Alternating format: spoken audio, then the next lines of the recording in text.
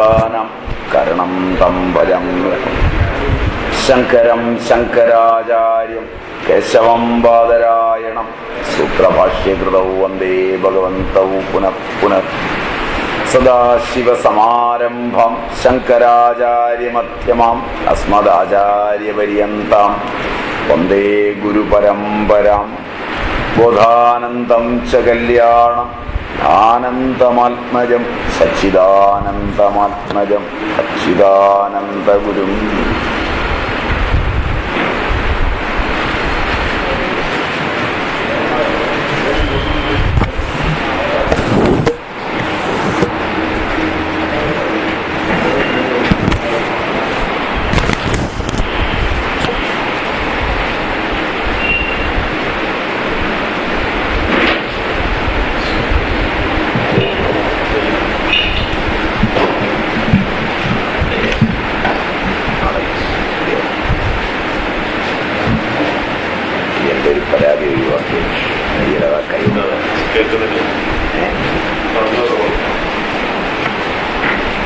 ഏതുവരെ എടുത്തേ? അതുവരെ പറഞ്ഞു.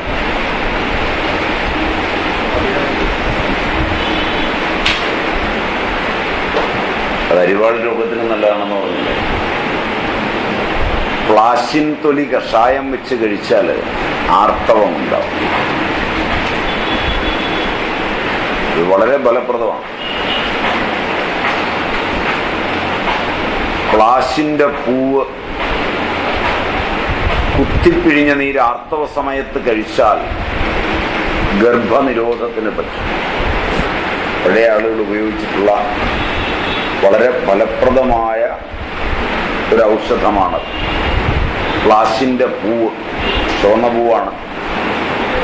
അത് കുത്തിപ്പിഴിഞ്ഞ നീര് ആർത്തവ സമയത്ത് കഴിച്ചാൽ ഗർഭനിരോധനമായി ഉപയോഗിക്കാം.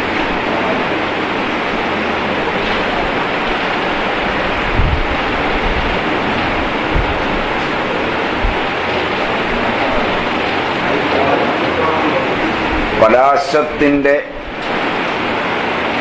ഭസ്മം എള്ളെണ്ണയിൽ ചേർത്ത് കഴിച്ചാൽ ഗുന്മം, ശൂല, നീര് ഇത് മൂന്നും പോകും. പലാശഭസിതം തൈലം വന്നീ നീരുമൗവണ്ണമേ ഗുന്മശൂല വിനാശായ പായേതതിശോഭനം എന്നാണ് അതിന് പറയുക. ചുട്ട് ഭസ്മം എടുക്കാം. കലത്തിനകത്ത് ഇട്ട് ശീലമൺ ചെയ്ത് തീ കത്തിച്ചാൽ അങ്ങനെയാണ് ഭസ്മം എടുക്കുന്നത്, അന്തർധൂമമായിട്ട്.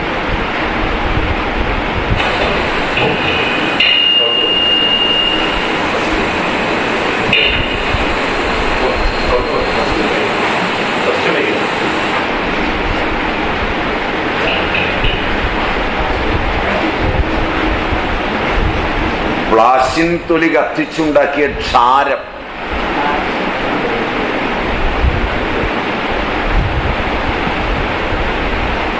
എള്ളെണ്ണ ചേർത്ത് സേവിച്ചാൽ ഗുന്മവും പോകും. രക്തഗുന്മന് വളരെ ഫലപ്രദമാണ്.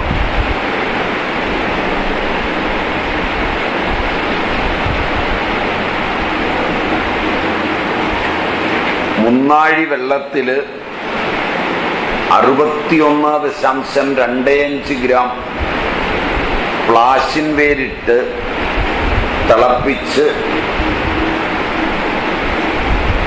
മൂഴക്കാക്കി തേങ്ങാപ്പാലും ചേർത്ത്, ഉഴക്ക് തേങ്ങാപ്പാലും ചേർത്ത് ദിവസേന കഴിച്ചാൽ മൂഴക്ക്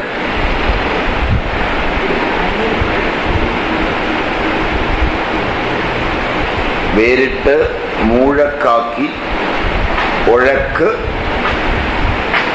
തേങ്ങാപ്പാലും ചേർത്ത് അതിലൊരു 15 തുള്ളി ആവണക്കെണ്ണ, ശുദ്ധമായ ആവണക്കെണ്ണയും ചേർത്ത് 3 നാൾ കഴിച്ചാൽ എത്ര കടുത്ത ഉദരശൂലയും പോകും. വയറുവേദനയ്ക്ക് ഏറ്റവും നല്ല ഔഷധമാണ്. 61.25 ഗ്രാം പ്ലാശിൻ വേര് ചതച്ച് 3 നാഴി വെള്ളത്തിൽ ചേർത്ത് വറ്റിച്ച് നാഴിയാക്കുക.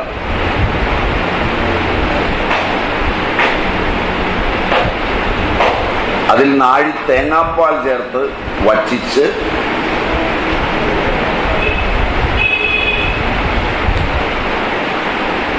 ഉഴക്കാക്കുക. നേരെ പകുതി.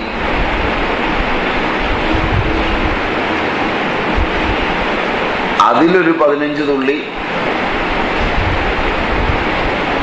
ആവണക്കെണ്ണ ചേർത്ത് കഴിച്ചാൽ ഏറ്റവും ഫലപ്രദമാണ്. പൂവാൻകുറുന്തില വേര്, മുയൽച്ചെവിയൻ,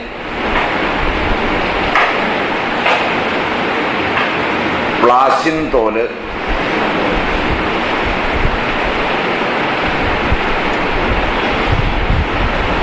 കടലാടി വേര്, വിഷ്ണുക്രാന്തി വേര്, വിഷ്ണുക്രാന്തി സമൂലം എടുത്തത്,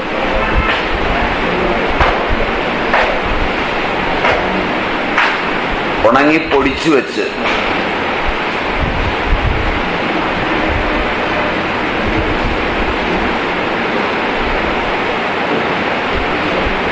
അത് ചാണകം ചുട്ട ഭസ്മം ചേർത്ത്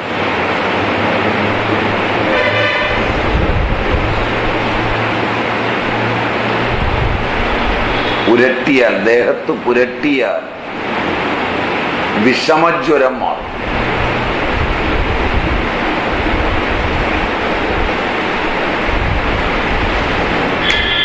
ചില ആചാര്യന്മാർ അതിൽ പൂവരശും കൂടെ ചേർക്കാൻ പറയുന്നുണ്ട്.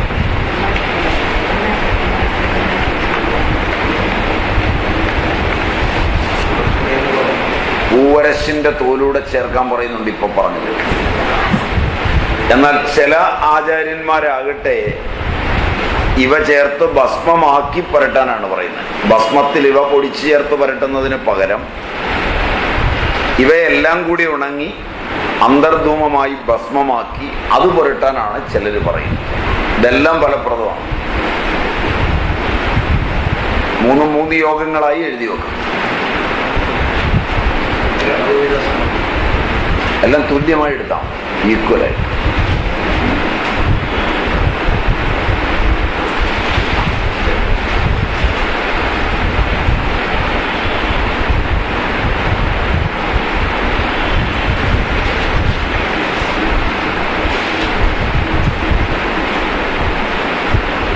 പനയുടെ കുല, പന, ഈറൻ പനയുടെ കുല,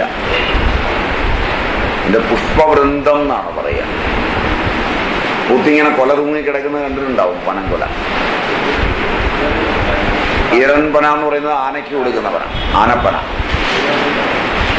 ചൂണ്ടപ്പന എന്ന് പറയുന്നത്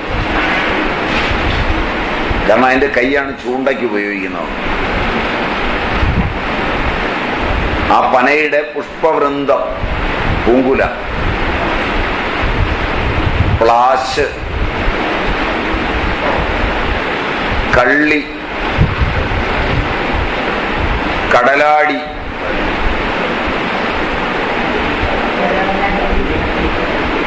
കള്ളിപ്പാലയുടെ ഇല, കടലാടി, സമൂലം,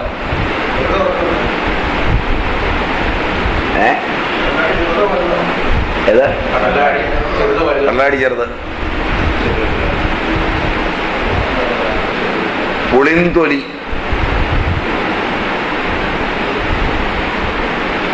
എല്ലാം കൂടി ഉണങ്ങി ചുട്ടെടുത്ത ഭസ്മം,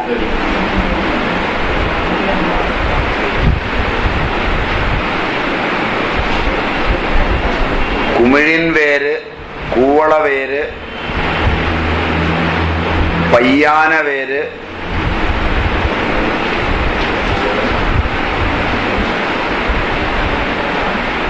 പാതിരി വേര്, മുഞ്ഞവേര്.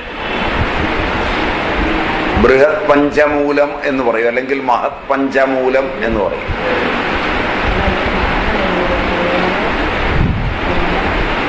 അതിന്റെ കഷായത്തിൽ ചേർത്ത് കഴിച്ചാൽ എല്ലാ ശൂലയും പോവും.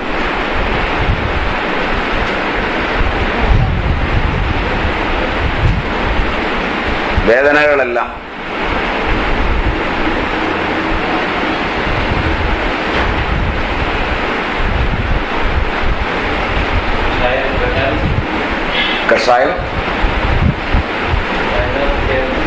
കഷായത്തിൽ ഈ ഭസ്മം ചേർത്ത് കഴിക്കുക. ഭസ്മം പറഞ്ഞത് ഓർമ്മയുണ്ടല്ലോ.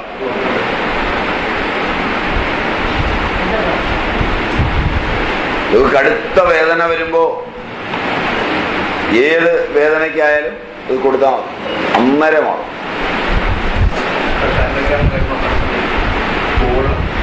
കുമിഴ്, കൂവളം, പയ്യാന, പാതിരി, മുഞ്ഞ.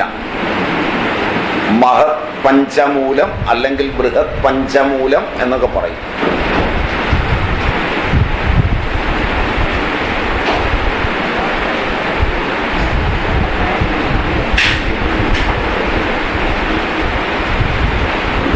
വ്രണങ്ങൾ വന്ന് ഉണങ്ങാതിരിക്കുമ്പോൾ ബാർലിയും പ്ലാശിന്റെ കറയും, പ്ലാശിന്റെ തൊലിയും, തൊലി മതി, കറ വേണ്ട, തൊലി മതി.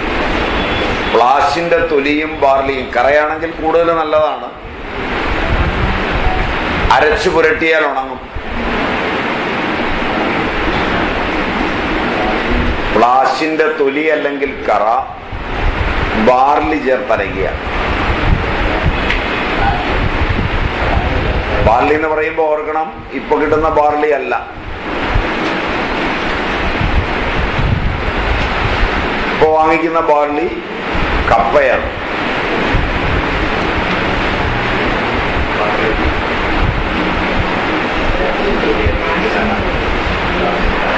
ഒറിജിനൽ ബാർലി ആയിരിക്കണം വാങ്ങുന്നത്. ഇപ്പൊ ബാർലി, അതുപോലെ തന്നെ സാബൂനരി, എന്താ പറയാ,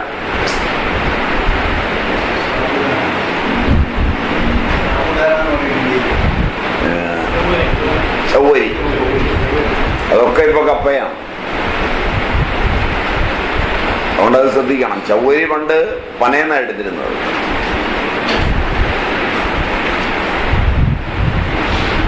പനയെന്നെടുത്തിരുന്ന ചവ്വരി കെമിസ്റ്റുകൾ വന്നപ്പോ സ്റ്റാർച്ച് തന്നെയാണ് എല്ലാം എന്നുള്ള മട്ടിലാണ് കപ്പയെന്നെടുക്കാൻ തുടങ്ങിയത്.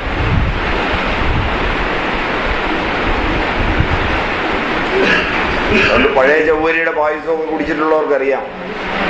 ഇപ്പോ ഉണ്ടാക്കി കഴിക്കുമ്പോൾ അതുമായിട്ടൊരു ബന്ധവുമില്ല. കഴിച്ച് ശീലിച്ചവർക്കേ അറിയാൻ പറ്റുള്ളൂ, അല്ലാത്തവർക്ക് ഇത് കണ്ടാലൊന്നും തിരിച്ചറിയാൻ പറ്റില്ല. കൂവപ്പൊടിയും സ്റ്റാർച്ചാണ്, കപ്പയും സ്റ്റാർച്ചാണ്, പനയും സ്റ്റാർച്ചാണ്. പിന്നെന്താ വ്യത്യാസം എന്നാണ് ചോദിക്കുക. അത് അവരെ പറഞ്ഞ് മനസ്സിലാക്കാനും പറ്റൂല.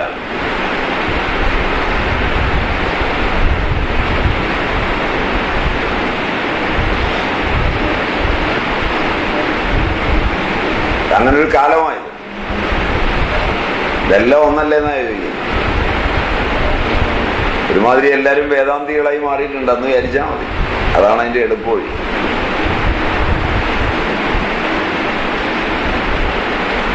അങ്ങനൊരു കാലമായത്. പ്ലാശിന്റെ കറ,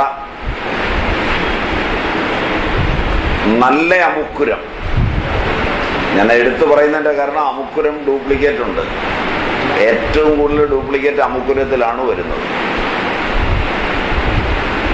അവിടെ വീട്ടുമുറ്റത്തൊക്കെ നിൽക്കുന്ന ഒരു ചെടി പറിച്ചാൽ അമുക്കുരത്തിന്റെ കിഴങ്ങ് പോലെ തന്നെ ഇരിക്കും.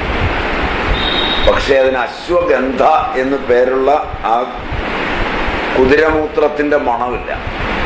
ഒറിജിനൽ അമുക്കുരം ഒടിച്ചിട്ട് മണത്താൽ കുതിരമൂത്രത്തിന്റെ മണമുണ്ട്.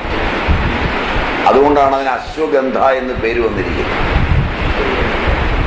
മണമില്ലാത്ത വെറൈറ്റിയാണ് അങ്ങാടി കടകളിൽ ഇപ്പൊ കിട്ടുന്നത് മിക്കവാറും.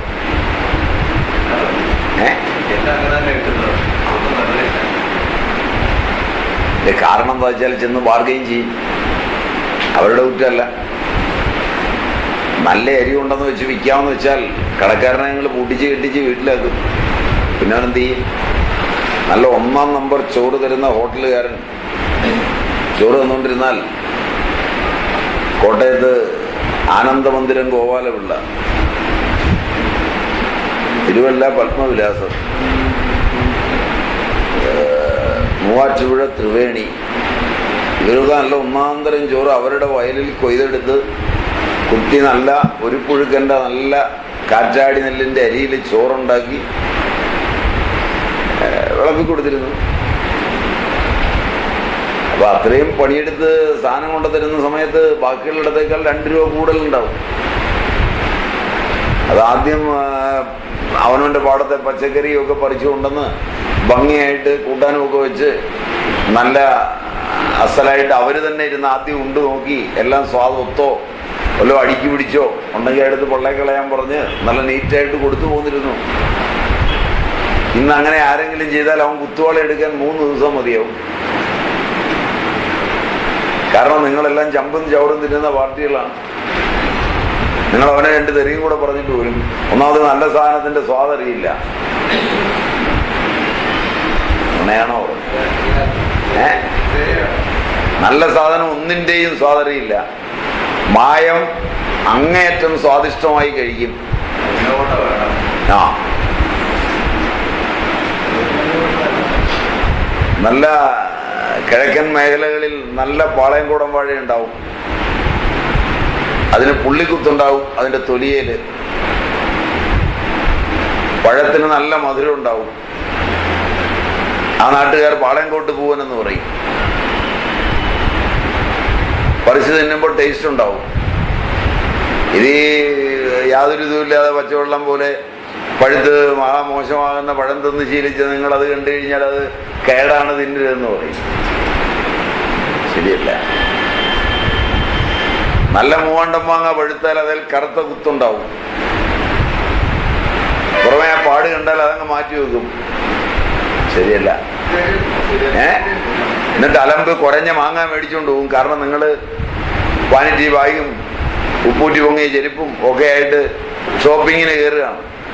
കുറഞ്ഞതും വാടിയതും അല്ലാതെ നല്ലത് തിന്നാനുള്ള യോഗമുണ്ടോ? അതിന് കാരണന്മാരുടെ കൂടെ ഒന്ന് പഠിക്കണം. പഴയ ആളുകളാണെങ്കിൽ മാങ്ങ എടുത്ത് നോക്കുമ്പോൾ അതിന് ഞെട്ട് കുഴിഞ്ഞിരിക്കും. മൂത്തതാണെങ്കിൽ ഞെട്ട് കുഴിഞ്ഞിട്ട് പഴുത്തതാണെങ്കിൽ മൂത്ത് പഴുത്തതാണ്. മനസ്സിലായില്ല. അതേതാണ്ട് കേടാണെന്ന് വിചാരിക്കും, അതങ്ങ് തള്ളി മാറ്റും. എന്നിട്ട് ഞെട്ട് ഉന്തിയത് മേടിച്ചുകൊണ്ട് പോകും.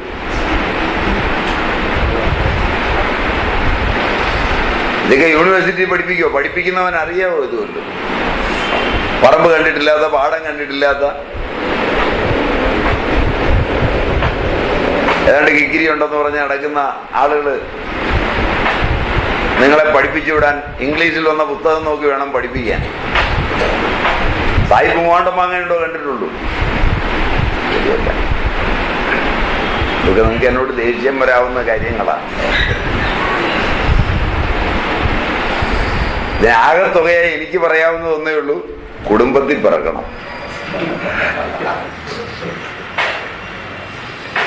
ശരിയല്ല? അപ്പോൾ ഇതൊക്കെ തിരിച്ചറിയും. അപ്പൊ നല്ല സാധനങ്ങൾ കണ്ടാൽ ആദ്യം തിരിച്ചറിഞ്ഞിട്ടേ ഇതൊക്കെ നിങ്ങൾക്ക് ഉപയോഗിക്കാൻ പറ്റുള്ളൂ. ഏത് മരുന്നും കണ്ടാൽ തിരിച്ചറിയാൻ പഠിക്കണം. ഓർത്ത് വെച്ചോണം. എഴുതിയെടുക്കുമ്പോൾ അതിന്റെ സൈഡിൽ എഴുതണം അശ്വഗന്ധ. അതിന് കാരണം ഒരു ഹൈഫൻ ഇട്ടിട്ട് എഴുതണം. അതിന് കുതിരമൂത്രത്തിന്റെ മണമുണ്ട്. ഇനി കുതിരമൂത്രം വേറെ ഒഴിവിക്കണം.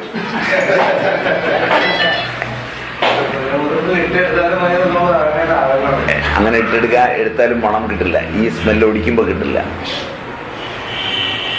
ഒരു സാധാരണതയിൽ അമുക്കുരം എന്ന് പറഞ്ഞ് വിൽക്കുന്നത് വലിയ ഡ്യൂപ്ലിക്കേറ്റ് ആണ്. അതും മേടിച്ചുകൊണ്ട് കൊട്ടക്കണക്കിന് കഴിക്കും. എന്നിട്ട് കുട്ടി ഉണ്ടായില്ല എന്നും പറഞ്ഞ് പരാതിയും കൊണ്ടുവരും. അമുക്കുരം ശരിയായ രീതിയിൽ കഴിച്ചാൽ വൃക്ഷ്യമാണ്. അമുക്കുരം ക്യാൻസറിനെ ഇല്ലാതാക്കുന്നതാണ്. അമുക്കുരം ഒട്ടേറെ രോഗങ്ങളെ നിയന്ത്രിക്കുന്നതാണ്. അത് പ്ലാശിന്റെ കറ ചേർത്ത് കഴിച്ചാൽ ശുക്ലവർദ്ധകമാണ്. ഏറ്റവും ശുക്ലവർദ്ധകമായിട്ടുള്ള ഒന്നാണത്. പ്ലാശിന്റെ കറ, കുറുന്തോട്ടി വേര്,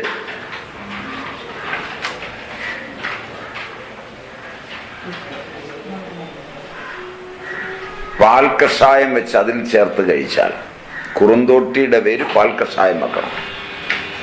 കുറുന്തോട്ടി പലതുണ്ട്, അതിലേറ്റവും നല്ലത് പാൽക്കുറുന്തോട്ടിയാണ്. പാൽക്കുറുന്തോട്ടി ഈ ഏരിയയിലൊക്കെ ചരല് കലർന്ന പ്രദേശങ്ങളിലുണ്ട്.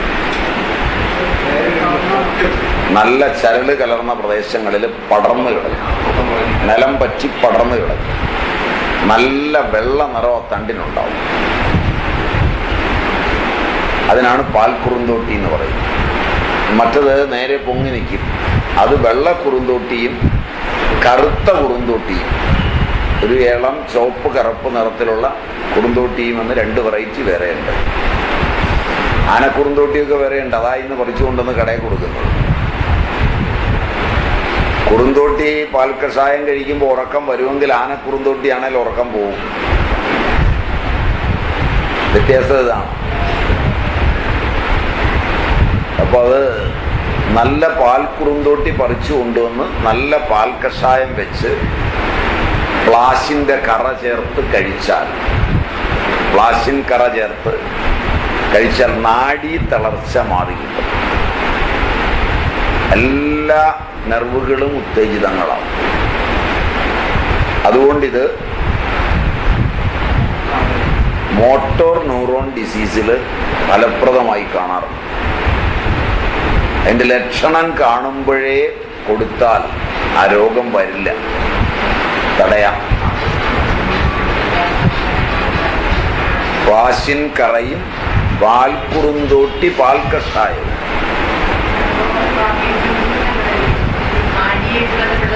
പാർക്കിൻസോണിസത്തിനും കൊടുക്കാറുണ്ട്. പാർക്കിൻസോണിസം, കൊറിയ, ഡിസ്റ്റോണിയ, ടാർഡീവ് ഡിസ്കൈനേഷ്യ, ഇതിനെല്ലാത്തിനും കൊടുത്താൽ കുറച്ച് ബലം കിട്ടും.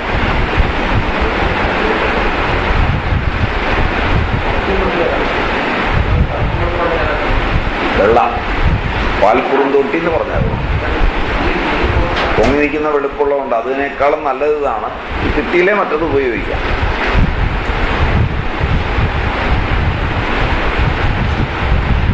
ആവണക്കെണ്ണയിൽ പ്ലാശിന്റെ കറ ചേർത്ത് കഴിച്ചാൽ ദഹനക്കേട് മാറും. വിശപ്പ് കൂടുകയും ചെയ്യും. ഗ്രാമ്പൂ പൊടിച്ച് പ്ലാശിന്റെ കറ ചേർത്ത് കഴിച്ചാൽ, ഗ്രാമ്പൂ ചേർത്തിട്ട് കഴിച്ചാൽ വയറിളക്കം മാറും. അതിസാരം പെട്ടെന്ന് നിൽക്കും.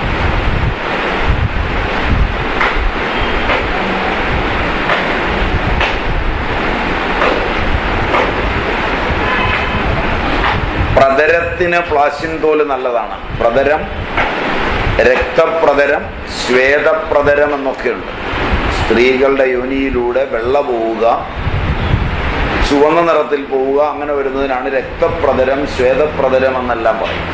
അതിന് പ്ലാശിൻ തോല് 60 ഗ്രാം 12 ഗ്ലാസ് വെള്ളത്തിൽ വെന്തോ 1.5 ഗ്ലാസ് ആക്കി പിഴിഞ്ഞരിച്ച് 1/2 ഗ്ലാസ് വീതം 3 നേരം കഴിച്ചാൽ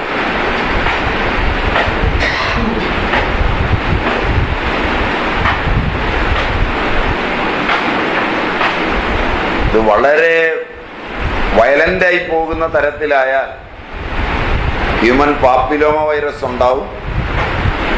സർവിക്സിൽ സ്മിയറിന് ക്യാൻസറസ് സ്റ്റേജ് ഉണ്ടാവും. അങ്ങനെ വരുന്ന തലങ്ങളിൽ പ്ലാശിൻ തൊലി HPV അണുബാധയെ പൂർണ്ണമായി ഇല്ലാതാക്കുന്നതാണ്. പ്ലാശിൻ തൊലിയുടെ കൂടെ ഈ അണുബാധയിൽ അതിൻ്റെ അമിനോ അമ്ലങ്ങളെ പുനർവിഭജനത്തിന് ഇടയാക്കാതെ കൊല്ലുന്ന ഒന്നാണ് പാച്ചോറ്റിത്തൊലി. തണുപ്പ് പ്രദേശങ്ങളിലാണ് പാച്ചോറ്റി വളരുന്നത്. കേരളത്തിൽ ഇടുക്കി ജില്ല പാച്ചോറ്റി ധാരാളമുള്ള ജില്ലയാണ്. ഇവിടെയൊക്കെ അപൂർവമായുണ്ട്. പാച്ചോറ്റി, കുട്ടിക്കാനം മുതലായ സ്ഥലങ്ങളിലൊക്കെ കാട് പോലെ വളരുന്നുണ്ട്. പാച്ചോറ്റിയുടെ തൊലി, പ്ലാശിന്റെ തൊലി, അത്തി, ഇത്തി, അരയാൽ, പേരാൽ, കല്ലാൽ എന്നിവയുടെ തൊലി. അത്തി, ഇത്തി, അരയാൽ, പേരാൽ, കല്ലാൽ.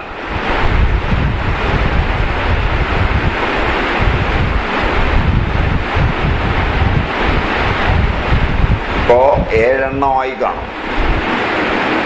ശരിയാണ്, 7 എണ്ണമായി.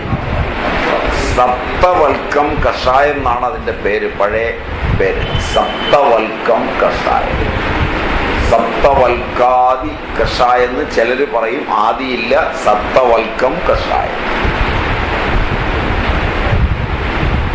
ആ കഷായം വെച്ച് കഴിക്കുകയും ആ കഷായം കൊണ്ട് തന്നെ യോനി കഴുകുകയും ചെയ്താൽ പൂർണ്ണമായി ഈ രോഗങ്ങൾ മാറും. സർവിക്സിൽ വരുന്ന ക്യാൻസറിന്, പ്രത്യേകിച്ചും HPV അണുബാധ കൊണ്ടുണ്ടാകുന്ന ക്യാൻസറിന് ഏറ്റവും ഫലപ്രദമാണ്.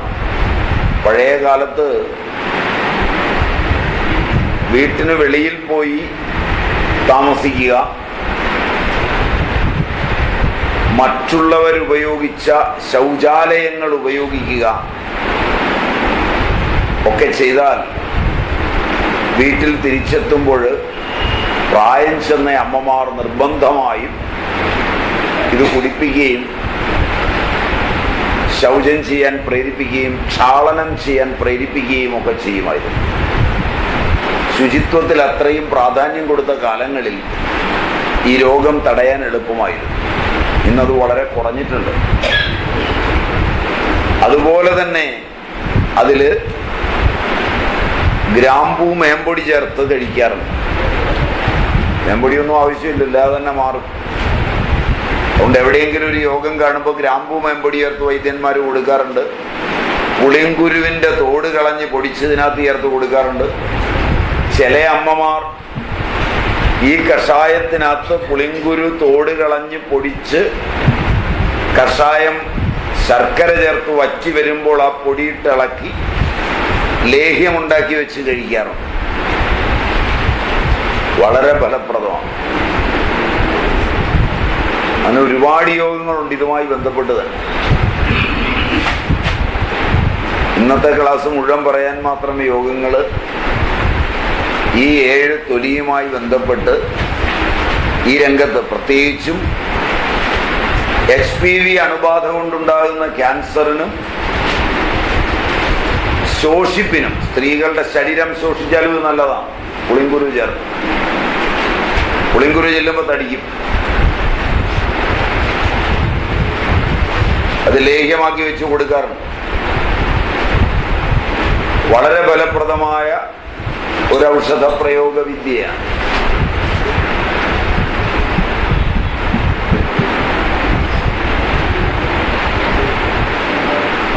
ചില ആളുകൾ അത് നിലംപരണ്ട, നിലപ്പന ഇവയെ അരച്ചു ചേർത്താണ് ആ ലേഹ്യം ഉണ്ടാക്കുന്നത്. ചൂട് കൂടിയ ആളുകൾ ഈ സപ്തവൽക്കം കഷായം വെച്ച് നല്ല പശുവിൻ നെയ്യ് ചേർത്ത് അടുപ്പത്ത് വെച്ച് കൽക്കനായി നിലംപരണ്ടയും നിലപ്പനക്കിഴങ്ങും അരച്ച് കലക്കി ഘൃതം ചമച്ചു വെക്കും.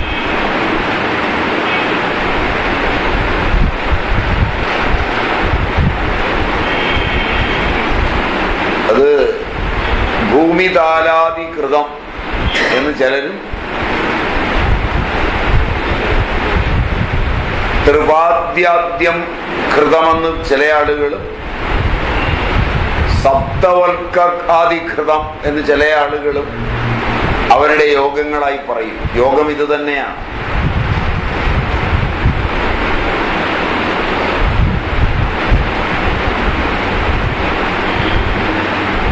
ഇതൊക്കെ അറിഞ്ഞിരുന്നാൽ സർവിക്സ് സ്മിയർ മലിഗ്നന്റ് ആകുന്നു എന്ന് തോന്നിയാൽ ദുർഗന്ധമുണ്ടാവുക, സ്രാവമുണ്ടാവുക, മൂളലുണ്ടാവുക, ഇവയൊക്കെ വരുമ്പോൾ തന്നെ ഇത് കൊടുത്തേച്ച് കൊണ്ടുപോയി ചെക്ക് ചെയ്താൽ ആ രോഗം ഉണ്ടാവില്ല. ചെക്ക് ചെയ്തിട്ട് ഇത് കൊടുത്താലും മാറിയെന്നൊരു വിശ്വാസം വരികയില്ല, കീമോയും റേഡിയേഷനും ഒക്കെ ചെയ്തില്ലെങ്കിൽ. കാരണം ആധുനിക വൈദ്യശാസ്ത്രവുമായി യാതൊരു പ്രയോജനവും ഇല്ലാതിരിക്കുമ്പോൾ പോലും ഒരടിമത്വം നിങ്ങളിൽ വന്നിട്ടുണ്ട്. കുട്ടിക്കാലത്ത് കുടിച്ച് അമേരിക്കൻ പാലിന്റെ മെച്ചമായിരിക്കണമെന്ന് തോന്നുന്നു. അതുകൊണ്ടുണ്ടായതാകാനാണ് സാധ്യത. കാരണം കുടിച്ചവരിലായി അടിമത്തം കാണുന്നത്. അങ്ങനല്ലേ?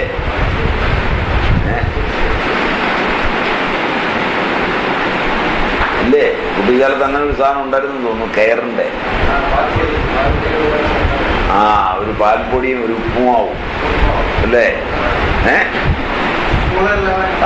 കേരളത്തിന്റെ ദാരിദ്ര്യം തീർക്കാനായിട്ട് കേരളത്തിൽ നിന്ന് കുത്തിക്കവർന്ന് കൊണ്ടുപോയ രാജ്യങ്ങൾ കേരളത്തിന്റെ ദാരിദ്ര്യം തീർക്കാൻ കേരളത്തിലെ കുട്ടികൾക്ക് പാലും ഉപ്പുമാവും. അതിൻ്റെ ഒരു അടിമത്വമാണ് നിങ്ങൾ ഇന്ന് പേറുന്നതെന്നാണ് തോന്നുന്നത്. ഓ ശരിയുണ്ടോ?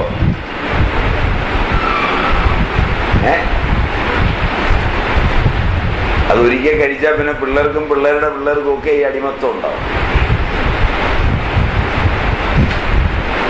അതിൻ്റെ ആണെന്ന് തോന്നുന്നു. വിഷ്ണു ധർമ്മോത്തര പുരാണം 2:313 വേങ്ങ, ദേവതാരം, പ്ലാശ്, താമര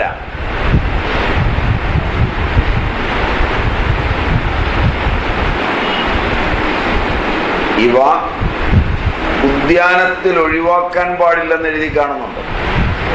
ഉദ്യാനം ഉണ്ടാക്കുമ്പോൾ ഇത്രയും സാധനം അതിൽ വേണമെന്നാണ്.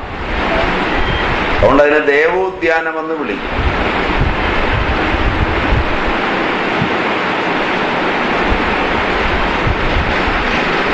അതുകൊണ്ട് മംഗളകരമായ വൃക്ഷങ്ങളുടെ കൂട്ടത്തിൽ പ്ലാശ് വളരെ പ്രധാനമാണ്.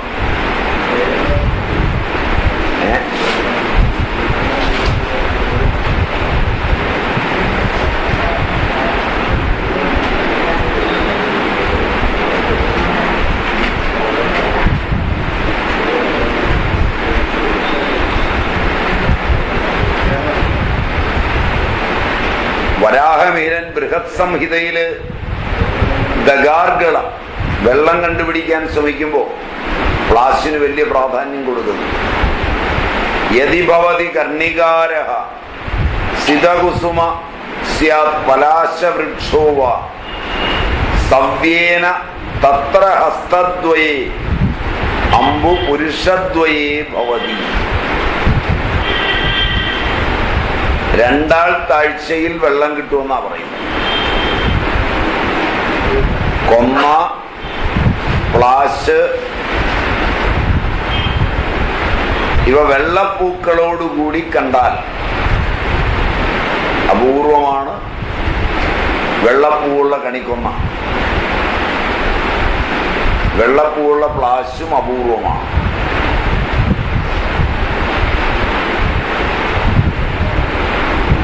പ്ലാശിന് വെള്ളപ്പൂ ഉണ്ടാക്കുന്നതിന് പദ്ധതികളുണ്ട്. അങ്ങനെ ഉണ്ടാക്കിയാലും വെള്ളം സ്ഥിരം എവിടെ വരുമെന്നാണ് വൈപ്പ്. അങ്ങനെ കാണപ്പെട്ടാൽ 2 മുഴം ഇടത്തുവശത്ത്, മരത്തിന്റെ 2 മുഴം ഇടത്തുവശത്ത് രണ്ടാൾ താഴ്ചയിൽ വെള്ളം കിട്ടുമെന്നാണ് വരാഹമീരൻ ബൃഹത് സംഹിതയിൽ പറയുന്നത്.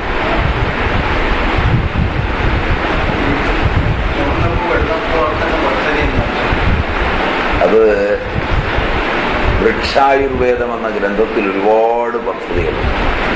ഗന്ധമില്ലാത്ത പൂക്കൾക്ക് ഗന്ധമുണ്ടാക്കുന്ന പദ്ധതി,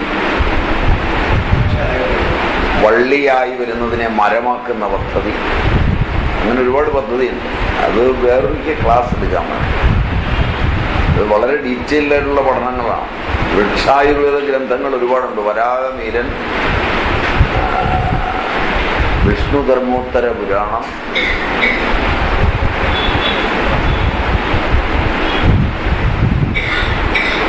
വിഷ്ണുഗുപ്തൻ, അതൊക്കെ പേര് കേട്ടെടുത്തിട്ടുണ്ട്. അവൻ്റെ പേര് മറന്നുപോയി, മുമ്പ് പറഞ്ഞിട്ടുണ്ടെന്ന് തോന്നുന്നു ക്ലാസ്. അവരുടെയൊക്കെ ഗ്രന്ഥങ്ങൾ വളരെ പ്രസിദ്ധങ്ങളാണ്.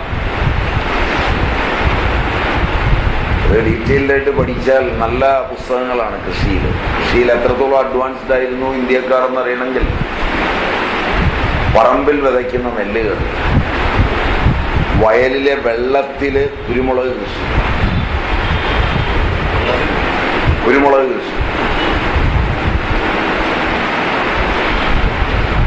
എന്താ ബഡ് ചെയ്ത് പിടിപ്പിക്കുന്ന. ഇപ്പൊ അത് പരക്കെ അംഗീകരിച്ചിട്ടുണ്ട്. സ്വിറ്റ്സർലൻഡിൽ നിന്ന് വരുന്നൊരു കുരുമുളക് ചെടി പോലുള്ളൊരു വള്ളിയുണ്ട്, വെള്ളത്തിൽ വളരുന്ന ബ്രസീലിയൻ. ബ്രസീലിയൻ തിപ്പലിയുടെ അതങ്ങ് വെള്ളത്തിലോട്ട് നടും. നട്ടാൽ വേര് മുകളിലോട്ട് പോകുന്നു, തല മുകളിലോട്ട് പോകുമ്പോൾ ബഡ് ചെയ്ത് വിട്ടാൽ, കുരുമുളക് ബഡ് ചെയ്ത് വിട്ടാൽ മരത്തെ കയറിക്കോളും. അടിയിൽ എത്ര വെള്ളം ഉണ്ടെങ്കിലും 1.5 ആൾ വെള്ളത്തിന് മുകളിൽ പോലും കയറി വരും, ചതുപ്പിലൊക്കെ കയറി വരും. വെള്ളത്തിന് മുകളിൽ വെച്ച് കട്ടിയിട്ട് വേണം ബഡ് ചെയ്യാൻ. അങ്ങനെയൊക്കെ ഒരുപാട് പണികളുണ്ട്. ഇതൊക്കെ പഴയ ആളുകളുടെ കയ്യിൽ നിന്ന് പോയ ഒരുപാട് സാധനങ്ങളുണ്ട്. അതൊക്കെ കൊണ്ടുവരാൻ കുറച്ച് പണിയാണ്. അതുകൊണ്ട് നമുക്ക് കൃഷി അറിയില്ലായിരുന്നു. സായിപ്പ് വന്നതിന് ശേഷമാണ് നമ്മൾ കപ്പ ചുട്ട് തിന്നാൻ തുടങ്ങിയത്. അതുവരെ നമ്മുടെ ആളുകൾ പട്ടിണി കിടന്ന് ചാകുകയായിരുന്നു.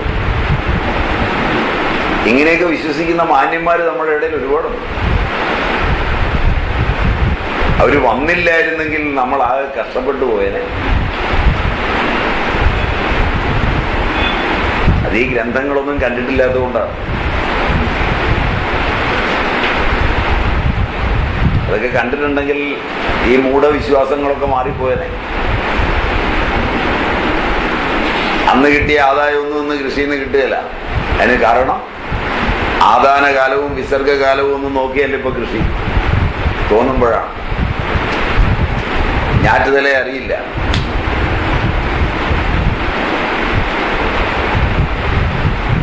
കൃഷി ഡിപ്പാർട്ട്മെന്റിനുണ്ടോ ഞാറ്റുതല അറിഞ്ഞ് കൃഷി ചെയ്യാൻ കഴിയും? മാത്രമല്ല വടക്കേ ഇന്ത്യയും തെക്കേ ഇന്ത്യയും തമ്മിൽ കാലാവസ്ഥയിൽ ഒരുപാട് മാറ്റമുണ്ട്. വടക്കേ ഇന്ത്യയിൽ കേന്ദ്ര ഗവൺമെന്റ്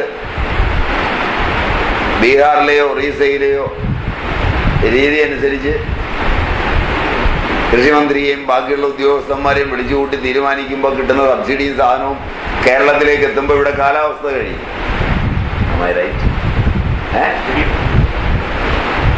പിന്നെ അവിടെ മേടിക്കുമ്പോൾ അതൊക്കെ നമ്മളും മേടിച്ചില്ലെങ്കിൽ മോശമാണല്ലോ. അയൽവക്കംകാരൻ തേങ്ങ ഉടയ്ക്കുമ്പോൾ ചിരട്ടെങ്കിലും തല്ലിപ്പൊട്ടിക്കണ്ടേ?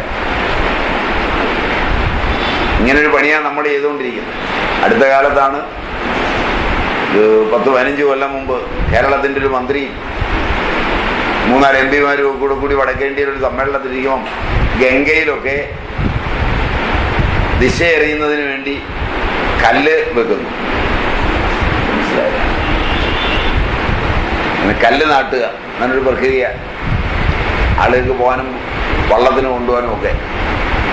അപ്പോൾ നമ്മുടെ മന്ത്രിയും പറഞ്ഞു കുറെ നമുക്കും വേണം കുമരകത്തേക്കുള്ള വഴി വെക്കാനായി.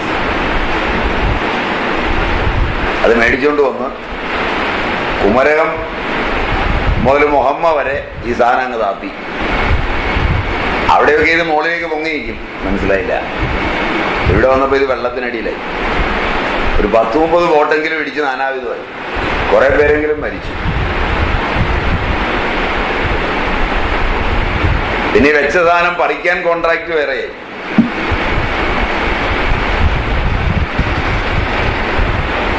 നാടോടുമ്പോൾ നടുവേ ഓടണമെന്നും വീടോടുമ്പോൾ മുറ്റേ ഓടണമെന്നും ആണല്ലോ പ്രമാണം. നമ്മളങ്ങനെ ഓടിത്തീർത്തുകൊണ്ടിരിക്കുകയാണ്. ഇങ്ങനെയൊക്കെ പറഞ്ഞാൽ നമുക്ക് ഇഷ്ടപ്പെടുമോ എന്നറിയില്ല. പക്ഷെ കാര്യം ഇങ്ങനെയൊക്കെയാണ്.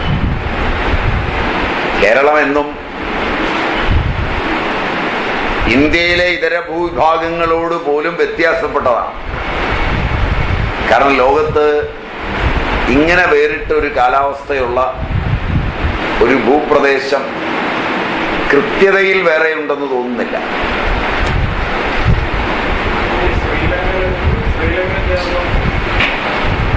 കാരണം മല, കടല്,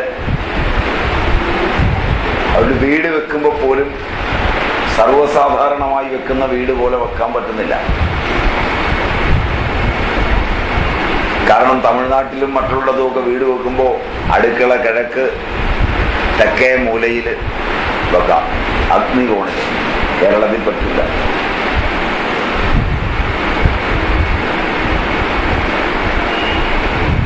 അതൊക്കെ നോക്കി അതിൻ്റെ കൃത്യതയൊക്കെ കേരളം ഇതിൽ നിന്നെല്ലാം വേറിട്ട് നിൽക്കുന്നു എന്ന് അറിഞ്ഞുള്ള ഒരു രീതിവിധാനമാണ് കേരളം കൊണ്ടുപോയിരുന്നത്. ആ സമയത്താണ് വളരെ ശ്രദ്ധിച്ചാണ് ആദായമൊക്കെ ഉണ്ടാക്കിയിരുന്നത്. ദൈവാധീനത്തിന് ഇനി ആദായമൊന്നും ഉണ്ടാക്കേണ്ട, മുഴുവൻ സിമെന്റ് കൃഷിയായി. ഇനി പറമ്പിലൊന്നും കൃഷി ചെയ്യണ്ട, ടെറസിന് മുകളിൽ ചാക്കിനകത്ത് അല്ലേ?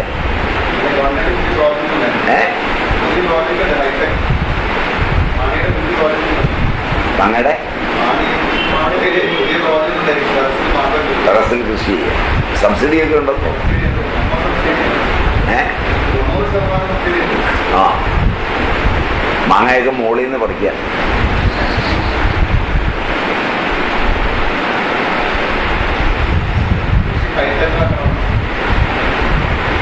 നല്ല കാര്യമാണ്.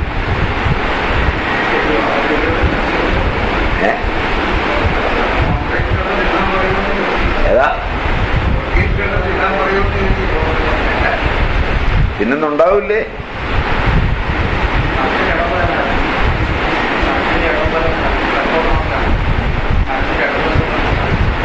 അത് ആ വയ്ക്കുമ്പോൾ ഉള്ള ലൈൻ നോക്കിയിട്ട് അതിൻ്റെ ഇടത്തും വലത്തും അങ്ങനെയാണ്. അത് കിഴക്കോട്ട് തിരിഞ്ഞു നിൽക്കുമ്പോൾ ഇടത്തുവശം നോക്കി, അങ്ങനെയാണ് ഇടതും വലതും തിരിഞ്ഞത്. സപലാശയത്ര ശമീ പശ്ചിമഭാഗേ അംബുമാനവൈ ഷഷ്ടിയ അർദ്ധധനരേഹി പ്രഥമം സവാലുക പീതമൃത് പരമതാഹ. പ്ലാശിന്റെ കൂടെ വഞ്ഞിമരം, അരയാൾ താഴത്ത്, ആദ്യം പാമ്പ്, അപ്പുറത്ത് ചരൽ കലർന്ന മഞ്ഞ മണ്ണ്. ഇത്രയും കണ്ടാൽ പടിഞ്ഞാറ് ഭാഗത്ത് 60 ആൾ താഴ്ചയിൽ വറ്റാത്ത വെള്ളമുണ്ടാകുമെന്ന് ബൃഹത്സംഹിതയിൽ വീണ്ടും വരാഹമിഹിരൻ പറയുന്നുണ്ട്. പ്ലാശും വഞ്ഞി അടുത്ത് നിന്നാൽ, വഞ്ഞി ആറ്റുവഞ്ഞി, വഞ്ഞിന്ന് രണ്ടുണ്ട്. അതിൽ വഞ്ഞി.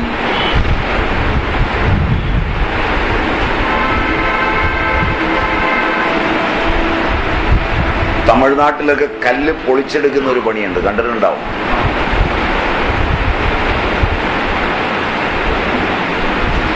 ആ കല്ല് പൊളിച്ചെടുക്കുന്ന പഴയൊരു രീതിയാണ്. പ്ലാശിന്റെയും പുളിയുടെയും മുട്ടി കൊണ്ടുവന്നിട്ട്, മുട്ടി എന്ന് പറയും, അതിൻ്റെ ഈ കമ്പ് വരുന്ന ഭാഗം കണ്ടിട്ടുണ്ടാവും.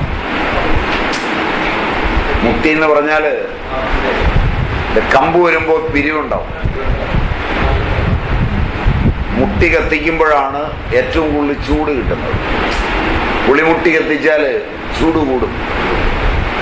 മുട്ടി കീറാൻ പറ്റില്ല. പ്ലാവിന്റെ മുട്ടി പോലും കീറാൻ പറ്റൂല. ആ കവര വരുന്നത് അത് കീറണമെങ്കിൽ ചിലരെ ആരോഗ്യമുള്ളവർ കീറും. എങ്ങനെയെന്ന് വെച്ചാൽ അടിച്ച് പൊട്ടിക്കും. നല്ല വെയിറ്റുള്ള കോടാലി മഴുവാണെങ്കിൽ. ബുദ്ധിമാനാണെങ്കിൽ അതിന്റെ പിരിവ് നോക്കി വെട്ടി കീറും. ഈ രണ്ടു വഴിയേ നടക്കുകയുള്ളൂ. അല്ലെങ്കിൽ മുട്ടിയെ പണിത് വീട്ടിലെ മടിയന്മാരായ മക്കളോട് കാരണന്മാര് പണ്ട് പറയുക, മുട്ടി ഒരെണ്ണം എടുത്തു കൊടുത്തേച്ച് അത് കീറി തീർത്തിട്ട് നീ എന്തു വേണേ കളിക്കാൻ പോക്കോളാം. അവസാനം കളി വേണ്ടെന്ന് നോക്കും. പഴയ കാലത്ത് കളിക്കാൻ പോകണമെന്ന് പറഞ്ഞാൽ വീട്ടിൽ മുട്ടി ഉണ്ടാവും കീറാൻ, മറ്റുള്ളവർ കീറിയിട്ട് മാറ്റിയിട്ടിരിക്കുന്നതുണ്ടാവും. അതൊരെണ്ണം എടുത്തിട്ട് കൊടുത്തിട്ട് പറയും, നീ അത്ര കേമനം എടുക്കണമൊക്കെയാണല്ലേ പാവം, കീറിക്കോ, ഇത് കളിക്കോ, നീ എവിടെ പോയതോ അത് കീറി തീർത്തേച്ച് പോയേക്കണം, ഞാൻ വരുമ്പോൾ അത് കാണരുത്. ഇങ്ങനെയൊക്കെ പറയും. അത് കീറി കഴിയുമ്പോൾ അതുവരെ ഗണിതശാസ്ത്രവും മറ്റും അറിയാൻ മേലാത്തവന് ഗണിതശാസ്ത്രമൊക്കെ നന്നായി പഠിക്കാൻ അറിയാറാവും. അവൻ്റെ ബ്രെയിനിൻ്റെ വിഷ്വലൈസേഷൻ പവർ വർദ്ധിക്കും. ഞാൻ പറഞ്ഞാൽ നിങ്ങൾക്ക് മനസ്സിലാവുമെന്നറിയില്ല. കാരണം അവൻ അടിച്ചടിച്ച് മടുക്കുമ്പോൾ മാറിയിരുന്ന് ഇതേ നോക്കിക്കൊണ്ടിരിക്കും കുറേ നേരം, ഇതെങ്ങനെ പൊട്ടിക്കും. അപ്പോഴവൻ അതിൻ്റെ പിരിവ് മനസ്സിലാവും. ആ പിരിവ് നോക്കി പൊട്ടിക്കുമ്പോൾ അവനെ കിട്ടുന്ന ഒരു ഏകാഗ്രത പിന്നീടുള്ള പഠിത്തത്തിലും ജീവിതത്തിലും എല്ലാം. പലരും ആലോചിക്കേണ്ട, സ്വാമി എത്ര മുട്ടി കീറിയിട്ടുണ്ടാവും, അത് വേണ്ട, അത് ഞാൻ കണ്ടു, ആ പണി വേണ്ട കേട്ടോ. ഉടനെ അടുത്തിരിക്കുന്ന ആളിനെ ഒരു തോണ്ട്, കാരണം ഒരുപാട് മുട്ടി കീറിച്ചിട്ടുണ്ടാവും, അത്രയും വേണ്ട. അപ്പൊ അതുകൊണ്ട് പുളിയുടെ മുട്ടിയും പ്ലാശിന്റെ മുട്ടിയും കല്ലില് തീയിടുമ്പോൾ കല്ല് പൊള്ളും. അങ്ങനെയാണ് പൊളിച്ചെടുക്കുന്നത്. ഇതിൻ്റെ അടുക്കിനനുസരിച്ച് പൊളിച്ചെടുക്കാൻ പറ്റും. അടുക്ക് പാറകൾ കൃത്യമായ അടുക്കിനകത്ത് പൊളിഞ്ഞു വരും. വെറും കമ്പ്യൂട്ടർ തിക്കിയാൽ മതി. അതിനുപയോഗിക്കുന്ന പ്ലാശാണ്. അത് വെറുതെ തിക്കിയാൽ പോരാ, നല്ലോലെ പഴുത്തു വരുമ്പോൾ, നല്ലോലെ മുട്ടിയിട്ട് കത്തിച്ച് പഴുത്തു വരുമ്പോൾ അവർ ചെയ്യുന്നത് ഇതിന് തിക്കുന്നതിന് മുമ്പ് ചുണ്ണാമ്പ് വെള്ളം കുടയും. അപ്പോഴാണ് ഇത് പൊള്ളുന്നത്. ചിലര് കക്ക അതിൻ്റെ പൊക്കത്തിലേക്ക് ചെറുതായിട്ടങ്ങ് നീറ്റും. ആ സമയത്ത് നേരെ പൊള്ളും. പാളിയായിട്ട് വലിയ പാളിയായിട്ട് കിട്ടും. നമ്മൾ മുകളിലൊക്കെ അടിക്കുകയൊക്കെ ആവുന്ന പാളികളായി കിട്ടും. ഈ ഓട് വെക്കുന്നതിന് പകരം തമിഴ്നാട്ടിലൊക്കെ വെച്ചിരിക്കുന്ന കണ്ടിട്ടുണ്ടാവും. അതിത് ഈ പ്രോസസ്സാണ്. നമ്മുടെ നാട്ടിലും എടുക്കാവുന്നതാണ്. അടുക്കായിട്ട് ചിലതിന് കനം കൂടും, ചിലതിന് കനം കുറയും, സ്വാഭാവികമായി.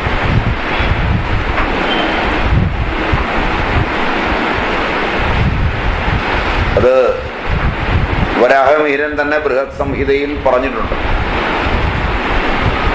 ഏതം യദാനൈതി ശിലാദാനി എന്ന് ഇങ്ങനെ ശ്ലോകത്തില് പലാശകഷ്ടൈ സഹദിന്ദുഗാനം പ്രജ്വാലയിത്വാനലമഗ്നിവർണ്ണ സുധാംബുസിക്ത പ്രവിഭാരമേതി എന്ന് വരാഹമിഹിരൻ പറഞ്ഞിട്ടുണ്ട്. 7 പ്ലാശുമരമോ കുറഞ്ഞത് ഒരെണ്ണമെങ്കിലുമോ നടുന്നവൻ ബ്രഹ്മലോകത്തിലെത്തി ദേവന്മാരോടുകൂടി മോദിക്കുമെന്നാണ് പുരാണം പറയുന്നത്.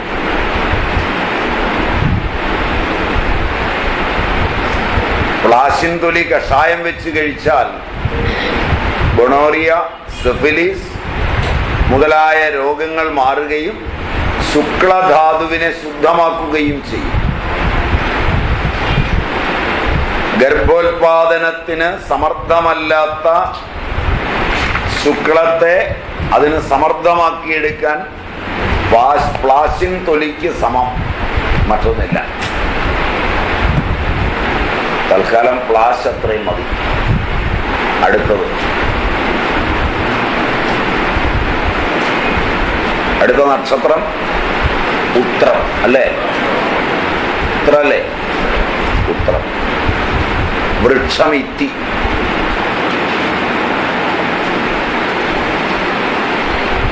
സംസ്കൃത നാമം പ്ലക്ഷഃ, ഉദുംബരഃ, അശ്വത്ഥപത്രഃ,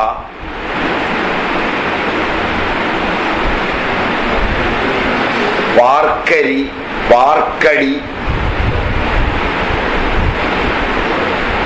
ജാതി, ഇതെല്ലാം അതിൻ്റെ പേരാണ്.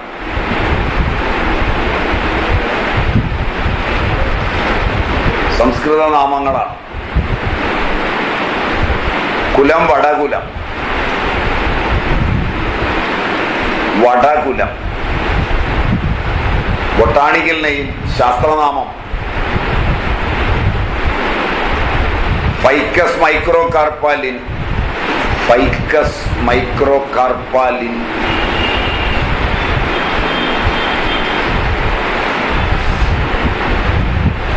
മറ്റൊരു പേരും പറയാറുണ്ട്, ഫൈക്കസ് ഗിബോസ ബ്ലൂം.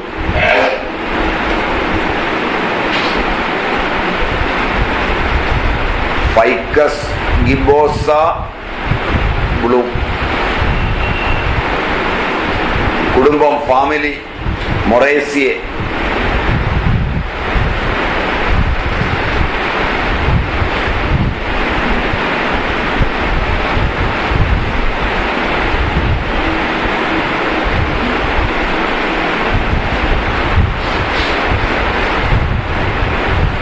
ഇത് പ്രത്യേകതയുള്ള വൃക്ഷമായതുകൊണ്ട് അനേക ജാതികൾ ഇതിനകത്തുണ്ട്, അനേക വെറൈറ്റികൾ. നാച്ചുറൽ ഓർഡർ അനുസരിച്ച് അർട്ടിക്കേസിയെ, സബ് നാച്ചുറൽ ഓർഡർ അനുസരിച്ച് മൊറേസിയെ, ഇങ്ങനെയൊക്കെ ഇതിനെ തിരിച്ചിട്ടുണ്ട്. വെറൈറ്റി അനുസരിച്ച് parasitica, Ficus ampelos, Ficus tinctoria, Willd Corner, Ficus parasitica, ഇങ്ങനെയൊക്കെ ഒരുപാട് പേരുകളിൽ അറിയപ്പെടുന്നതാണ്. വേവ് ലിവ്ഡ് ഫിഗ് എന്നാണ് ഇംഗ്ലീഷ് നാമം, ആംഗലേയ നാമം. വേവ് ലീവ്ഡ് ഫിഗ്, അതിൻ്റെ ആ ഇലയുടെ പ്രത്യേകതയാണ്. ഒരു വേവ് ഫോർമാറ്റിലാണ് അത് കാണപ്പെടുന്നത്. ഹിന്ദിയിൽ കാമരൂപ എന്നാണ് വൃക്ഷത്തിന്റെ പേര്. പാക്കർ എന്നും പറയാറുണ്ട്. കന്നഡ ഇത്തി ഗൊഡുമിത്തലെ, തെലുഗു കപ്പ, ഗൊണ്ടജുഗി, പ്ലക്ഷ, പക്കി, ഈ പേരുകളിലൊക്കെ അറിയപ്പെടും. ഉറുദു കൊറോത്തോസനി, തമിഴ് കല്ലിച്ചി, ഇച്ചി, ഇരുളി, ഇത്തി, ഇതെല്ലാം തമിഴ് പേരുകളാണ്. ബംഗാളി പാകുടു, ഇത് പല വലിപ്പത്തിൽ കാണപ്പെടാറുണ്ട്. India, Burma, Ceylon, Indonesia, Indo China എന്നിവിടങ്ങളിലെല്ലാം ധാരാളമായുണ്ട്. ഇന്ത്യയിൽ ഇപ്പോൾ കുറഞ്ഞു വരുന്നുണ്ട്. കേരളത്തിൽ വളരെ കുറഞ്ഞു വരുന്നുണ്ടെന്നാണ് തോന്നുന്നത്. ധാരാളം ഉണ്ടായിരുന്നു. കേരളത്തിൽ ഇപ്പോൾ അപൂർവമാണെന്ന് തോന്നുന്നു. ഇത്തി കാണാനില്ല, അത്തി കാണാനുണ്ട്. അത്തി ഒരുപാടുണ്ട്. ഇത്തി വളരെ കുറവാണെന്നാണ് തോന്നുന്നത്. ഉള്ളത് വെട്ടിപ്പോവാണ് ചെയ്യുന്നത് വേഗം. ഭാരതത്തിലെ വനങ്ങളിലെല്ലാം മരങ്ങളിൽ ചുറ്റിപ്പിടിച്ചു നിൽപ്പുണ്ട്. ഒരു ധൃതരൂഹ മരമാണ്. ധൃതരൂഹ മരം, കോളി, ചേല എന്ന പേരിലൊക്കെ ഇത്തി അറിയപ്പെടാറുണ്ട് ചിലയിടങ്ങളിൽ. എല്ലാ കോളിയും ചേലയും ഇത്തിയല്ല. ഇത്തിയും ചേല പോലെ വളരുന്നതാണ്. മരത്തെ അങ്ങ് ചുറ്റിപ്പിടിക്കും. കണ്ടിട്ടുണ്ടാവും. ഇടിഞ്ഞു പൊളിഞ്ഞ കെട്ടിടങ്ങളുടെ ഭിത്തികളിൽ കാണും, പലയിടത്തും നിൽക്കുന്നതാണ്. കിണറുകളിൽ കാണും, കിണറിന്റെ വക്കില്. അതുപോലെ തന്നെ ദ്രവിച്ച വീടുകളിൽ വളർന്നു നിൽക്കുന്ന കാണാം. സമുദ്രനിരപ്പിൽ നിന്ന് 6000 അടി ഉയരം വരെയുള്ള സ്ഥലങ്ങളിൽ ഈ മരമുണ്ട് ധാരാളം. ഇത്തി ചുറ്റുന്ന മരം കാലക്രമേണ നശിക്കുകയും ഇത്തി വളരുകയും ചെയ്യും. അതുകൊണ്ട് വെട്ടിയെടുത്താൽ കൂട് പോലെ കാണും. അതുകൊണ്ട് ഈ ടീപ്പോയി ഒക്കെ ഉണ്ടാക്കാനായിട്ട് നാച്ചുറലായിട്ട് ഉണ്ടാക്കാൻ ഉപയോഗിക്കും. കണ്ടിട്ടുണ്ടോയെന്നറിയില്ല. അകത്തുള്ള മരം കുത്തിക്കളഞ്ഞ്, കാരണം ഇതിൻ്റെ വേര് ഇങ്ങനെ വന്ന് ഇവിടെ വന്ന് ഒട്ടും, പിന്നെ ഇവിടെ നിന്ന് ഇങ്ങനെ വന്ന് ഒട്ടും. അങ്ങനെ പല ആകൃതിയിൽ നാച്ചുറലായി ഉണ്ടാകുന്നതുകൊണ്ട് മരം കുത്തിക്കളഞ്ഞാൽ ഇടയെല്ലാം കള്ളി കള്ളിയായിട്ടൊക്കെ ഉണ്ടാവും, നല്ല ഭംഗി ഉണ്ടാവും. അപ്പോൾ അതിൻ്റെ മുകളിലൊരു പലകയും കൂടെ ഇട്ടാൽ ടീപ്പോയിക്കൊക്കെ ഉപയോഗിക്കും. ചില്ല് വെച്ചാലൊക്കെ ടീപ്പോയിക്ക് ഉപയോഗിക്കും. കണ്ടിട്ടില്ല? വീട്ടിൽ നിന്ന് പുറത്തിറങ്ങിയിട്ടില്ല, പിന്നെ എങ്ങനെ കാണും? ഇതാണ് കുഴപ്പം. ഇതിന്റെ പട്ട മിനുസമുള്ളതും ചാരനിറത്തോടു കൂടിയതുമാണ്. ചിലത് മഞ്ഞച്ചായയുള്ള പച്ച നിറമാണ്. തടി തവിട്ട് നിറം കലർന്ന ചാരനിറത്തോടു കൂടിയതുമാണ്. ഇതിന്റെ തടി മാർദ്ദവമുള്ളതാകയാൽ സോഫ്റ്റ് വുഡ്, പണികൾക്ക് ഒന്നിനും പറ്റില്ല. ഇലയുടെ മുകൾ ഭാഗം മിനുസമുള്ളതും അടിഭാഗം പരിപരുത്തതുമാണ്. ആപ്പിന്റെ ആകൃതിയിലാണ് ഇല കാണപ്പെടുന്നത്. ഇലയുടെ ആധാരഭാഗം നിശ്ചിതമാണ്, മൂർച്ചയുള്ളതാണ്. അപൂർവമായ ഇല വൃത്താകാരത്തിൽ കാണാറുണ്ട്. ശർമ്മിലമായ പത്രാഗ്രം, സ്ഥൂലമോ നിശ്ചിതാഗ്രമുള്ളതോ ആയ വാൽത്തുമ്പ്, കൂർത്ത വാൽത്തുമ്പ് ഒക്കെ കാണും. അടിഭാഗം കുറഞ്ഞ തരത്തിൽ രോമിലമാണ്, ചെറിയ രോമങ്ങൾ പോലെ കാണും. 4 മുതൽ 6 വരെ പാർശ്വസിരകൾ ഇലകൾക്കുണ്ട്. പത്രവൃന്ദത്തിന് 6 മില്ലിമീറ്റർ നീളമുണ്ട്. പുഷ്പാസനം സൂക്ഷ്മരോമങ്ങൾ കൊണ്ട് പൊതിഞ്ഞതാണ്. 2.5 മുതൽ 5 വരെ. ഗുണം 0.6 മുതൽ 4 വരെ ചതുരശ്ര ഇഞ്ച് വലിപ്പം ഇലയ്ക്കുണ്ട്. അനുപർണങ്ങൾ ഉള്ളവയാണ് ഇലകൾ. രേണുക്കൾ ജോഡികളായി കുറിയ പുഷ്പമണ്ഡലത്തിലോ സ്തംഭകങ്ങളായി ചില്ലികളിലോ ഊനഗോളാകൃതിയിൽ പരുക്കനായി 0.2 മുതൽ 0.3 വരെ ഇഞ്ചോളം വ്യാസത്തിൽ കാണപ്പെടും. കായകൾ ജനുവരി മാർച്ച് മാസങ്ങളിൽ പഴുക്കും. പഴങ്ങൾക്ക് ഓറഞ്ച് നിറമാണ്. ഇല, തൊലി, കായഞെട്ടി എല്ലാത്തിനും കറയുണ്ടാവും. ലഘുപത്രങ്ങൾ ഏകാന്തരവുമാണ്. ഇതിനെയാണ് ഇത്തി എന്ന് പറയുന്നത്. ഇതിന്റെ രസം കഷായം, മധുരം. നാവില് നോക്കിയാൽ കയ്പ്, ചവർപ്പ്, മധുരം. ഗുണം രൂക്ഷം, ഗുരു. വീര്യം ശീതവീര്യമാണ്. വിഭാഗം എരിവും മധുരവുമാണ്. വേര്, തൊലി, ഇല, കായ്, മൊട്ട് എല്ലാം ഔഷധയോഗ്യമാണ്.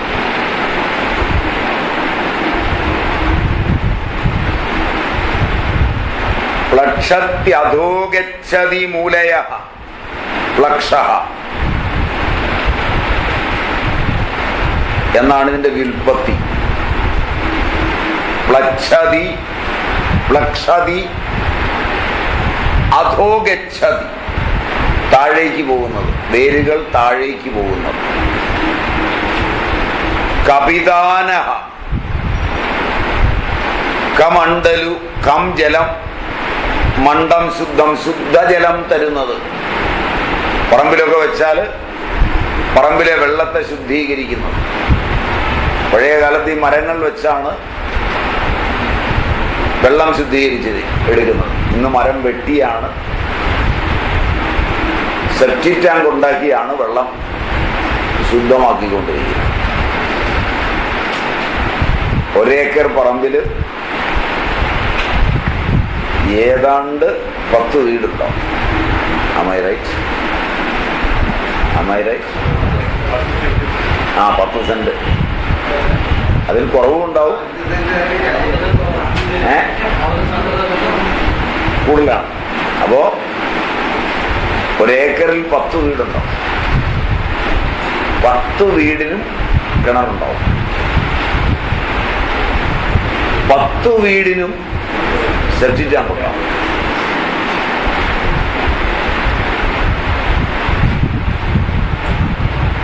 പലപ്പോഴും സെപ്റ്റിക് ടാങ്ക് ഉണ്ടാക്കുമ്പോൾ കേരളമാണെന്ന് ഉണ്ടാക്കുന്ന കോൺട്രാക്ടർക്ക് അറിയില്ല, എറണാകുളമാണെന്ന് തീരെ അറിയില്ല. മനസ്സിലായില്ല എന്ന് പറഞ്ഞാൽ അതിൻ്റെ അർത്ഥം സെപ്റ്റിക് ടാങ്കിന്റെ അറ ഉണ്ടാക്കുമ്പോൾ അറ മുകളില് ഒരു ബ്ലാഫ്റ്റ് വോളുണ്ട്. ബ്ലാഫിംഗ് വോൾ എന്നാണ് അതിന് പറയാൻ തോന്നുന്നത്, സാങ്കേതിക പദം. ഇങ്ങനെ തൂങ്ങി നിൽക്കുന്നൊരു വോളാണ്. അത് താഴോട്ട് തൂങ്ങി നിന്നാൽ മാത്രമാണ് ഈ ചെല്ലുന്ന മലം ഫെർമെന്റ് ചെയ്ത് അടിയും. അങ്ങനെ അടിഞ്ഞ് വെള്ളം മുകളിലൂടെ അപ്പുറത്തേക്ക് പോകും. പക്ഷെ ഇത് മുകളിലൂടെ വെള്ളം പോകാൻ സൗകര്യം കൊടുക്കും, കേരളമാണെന്നറിയാതെ. പല മഴക്കാലത്ത് ഉറവയുണ്ടാകുമ്പോൾ റിവേഴ്സ് ഫ്ലോ ഉണ്ടാവും. അപ്പൊ മുകളിലുള്ള മലമെല്ലാം ലീച്ച് പിറ്റിൽ ചെന്ന് നിറയും. ലീച്ച് പിറ്റിൽ വരുന്ന ജലം വിഷമുള്ളതാണ്, അണുക്കൾ കണ്ടമാനമുള്ളതാണ്. പ്രത്യേകിച്ചും കേരളത്തിൽ ലീച്ച് പിറ്റിലേക്ക് വരുന്ന വെള്ളം കോളിഫോം ബാക്ടീരിയ കണ്ടമാനമുള്ളതാണ്. നല്ല കൽപ്രദേശമല്ലെങ്കിൽ, നല്ല വെട്ടുകല്ലോ ചീങ്കണ്ണിപ്പാറയോ ഒക്കെയുള്ള പ്രദേശമോ അല്ലെങ്കിൽ, മണൽ പ്രദേശമാണെങ്കിൽ ഈ ബാക്ടീരിയയോട് കൂടിയ വെള്ളം കിണറ്റിലേക്ക് വരും. മാരക രോഗങ്ങൾക്ക് കാരണമാവും. 50 കൊല്ലമായി നിങ്ങൾ അനുഭവിക്കുന്ന രോഗങ്ങളിൽ 90% ഗൃഹനിർമ്മാണത്തിന് പാശ്ചാത്യ സാങ്കേതിക വിദ്യ ഉപയോഗിച്ചതിന്റെ മാത്രം ഫലമാണ്.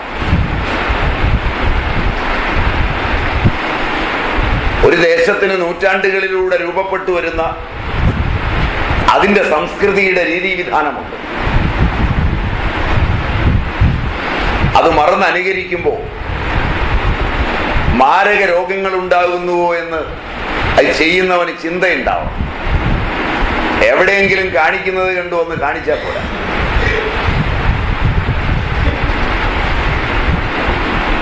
ആദ്യകാലത്ത് 40 മീറ്റർ ആയിരുന്നു അകലം വെച്ചിരുന്നത്. കിണറും സെപ്റ്റിക് ടാങ്കും തമ്മിലുള്ള അകലം. ഇപ്പൊ കിണറിന്റെ ഭിത്തിയിലേക്ക് തന്നെയാണ് ഇതുകൊണ്ട് കെട്ടിവെക്കുന്നത്. അത് മിക്കവാറും ലാഭം പ്രതീക്ഷിച്ച് ടാങ്ക് വാർക്കുകയല്ല.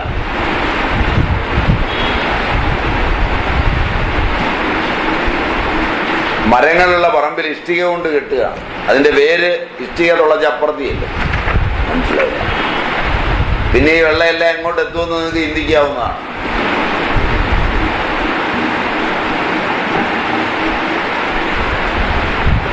റിവേഴ്സ് ഫ്ലോ എറണാകുളമൊക്കെ വളരെ കൂടുതലാണ്. അതുകൊണ്ട് എറണാകുളത്ത് നിന്ന് മഴക്കാലത്ത് ഭക്ഷണം കഴിച്ചിട്ടുണ്ടെങ്കിൽ, പച്ചവെള്ളം കുടിച്ചിട്ടുണ്ടെങ്കിൽ സംശയമൊന്നും വേണ്ട, അടുത്ത ജന്മത്തില് മിക്കവാറും സുഖകരമായി ജനിക്കാം. കാരണം ഇതിന്റെ രുചി പിടിച്ച്.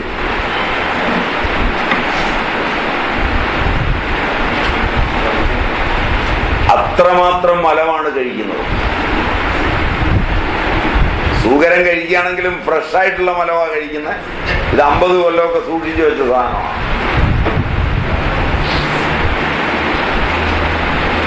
നിങ്ങൾക്ക് എന്നോട് ദേഷ്യം വരുന്നുണ്ടല്ലോ.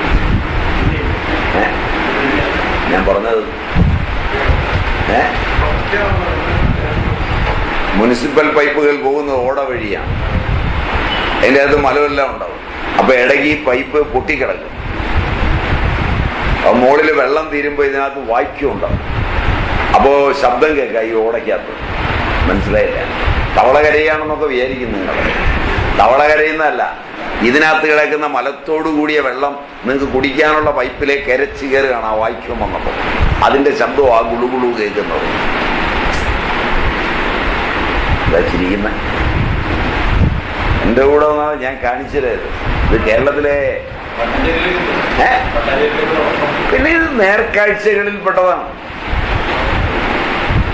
അപ്പോ അന്ന് വൈകുന്നേരം ചോറ് വെച്ചുണ്ണുമ്പോ നല്ല സ്വാദുണ്ടാവും.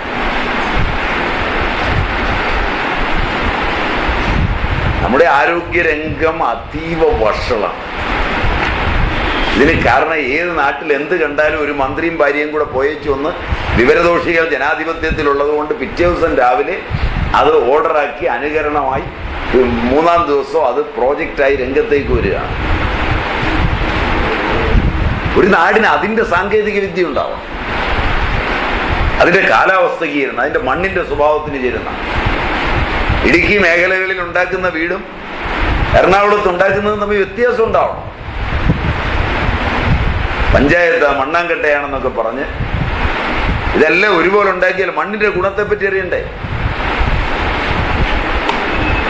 ഇത് ജാങ്കലദേശമാണോ, മധ്യദേശമാണോ, അനൂപദേശമാണോ എന്നൊക്കെ നോക്കിയിട്ട് ഉണ്ടാക്കാൻ പഠിക്കണം. അതിനെപ്പറ്റി വലിയ വിവരം ഇല്ലെങ്കിൽ അത് ഉണ്ടാക്കിയിട്ടുള്ള ഗ്രന്ഥങ്ങൾ റെഫർ ചെയ്യണം. ഇതൊക്കെയാണ് മര്യാദ. പറഞ്ഞാൽ നമുക്ക് ഏറ്റവും ചുരുങ്ങിയത് ഈ കൃഷിയൊക്കെ ഇങ്ങനെ കൊണ്ടുപോകുമ്പോൾ ഒരു ഇത്തിയെങ്കിലും പറമ്പിൽ വെച്ച് പിടിപ്പിക്കുക, വെള്ളം ശുദ്ധമാക്കും. പഴയ കാലത്ത് ചേരൊക്കെ വെച്ച് പിടിപ്പിക്കും. എന്താ കാരണം വെച്ചാൽ ഒരു ചേരുണ്ടെങ്കിൽ ലഡ് മുഴുവൻ അത് വലിച്ചെടുക്കും. അത് ലഡ് അതിനകത്ത് കൂടുതൽ വരുന്നതുകൊണ്ട് അതിന് ചോട്ടിൽ കൂടെ പോകുമ്പോൾ നിങ്ങൾക്ക് ചൊറിയുന്നത്.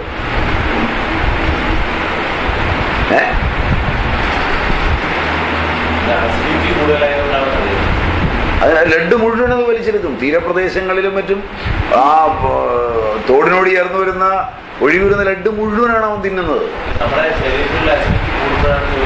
ആ അസിഡിറ്റി കൂട്ടുകയും ചെയ്യും. കാരണം വെച്ചാൽ ഇത് മോളിൽ നിൽക്കുമ്പോൾ അതിൽ കറയെങ്ങാനും വീണാൽ നിക്കക്കള്ളി ഉണ്ടാവില്ല. പനിയും ജലദോഷവും എല്ലാം വരും. അതിനാ മരം മുഴുവൻ വെട്ടിക്കളയല്ല. അത് എന്ത് പ്രയോജനമുള്ളതെന്ന് അറിയണം. അതിന്റെ ചോട്ടി പോവാതിരിക്കണം. അത് ഒന്നാമത്തെ കാര്യം. ഈ ജീവികളെല്ലാം ചേർന്നാണ് സഹവാസത്തിന്റെ നല്ലൊരു ലോകം ഉണ്ടാക്കുന്നതെന്ന് അറിയണം. ഇതിനെയെല്ലാം കൊന്നിട്ട് ആദ്യകാലത്ത് ഞാനും എൻ്റെ കുടുംബവും എന്നായിരുന്നു. ഇപ്പൊ അത് മാറി. അച്ഛനും അമ്മയൊന്നും വേണ്ട, ഞാനും എൻ്റെ ഭാര്യ എന്നായി. ഇപ്പൊ അതും മാറി, ഞാൻ മാത്രം മതി എന്നായി. ശരിയല്ല. നമ്മളൊരു പോക്ക് കേസായിക്കൊണ്ടിരിക്കുകയാണ്.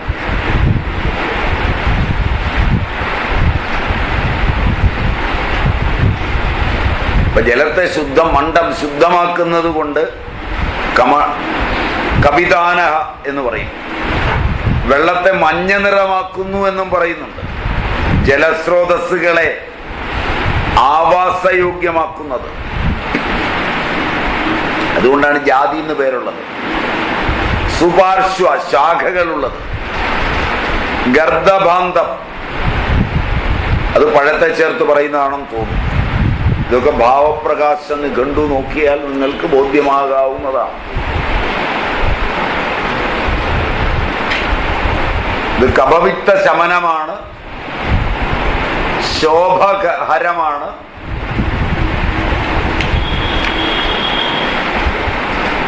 നീരില്ലാതാക്കും. കന്ദരാള, ഗുഹാപ്രദേശത്തെ അലങ്കരിക്കുന്നത്. പ്ലക്ഷ പൊട്ടിയൊലിക്കുന്നത് എന്നും അർത്ഥമുണ്ട്. നൃസിംഹ മതപ്രകാരം, നൃസിംഹൻ അദ്ദേഹത്തിന്റെ അഭിപ്രായ പ്രകാരം കല്ലാലിന്റെയും ഇത്തിയാലിന്റെയും ഗുണങ്ങൾ തുല്യമാണ്. എന്നാൽ ഇത്തിയാലിന്റെ ഇല ചെറുതും കല്ലാലിന്റെ വലുതുമാണ്. ചെറുതിന് അല്പം ഗുണം കൂടുതലുണ്ടെന്ന് മാത്രമേ ഉള്ളൂ എന്നാണ് അദ്ദേഹം അഭിപ്രായപ്പെടുന്നത്. കഫം, പിത്തം, രക്തദോഷം, വ്രണം, യോനിദോഷം, ചുട്ടുനീറ്റം, ആമശോഭം, അതിസാരം, മൂർച്ഛ, പ്രലാപം, പ്രതരം, ഭ്രമം, വിസർപ്പം ഇതെല്ലാം ശമിപ്പിക്കാൻ ഉത്തമ ഔഷധമാണ് ഇത്തി.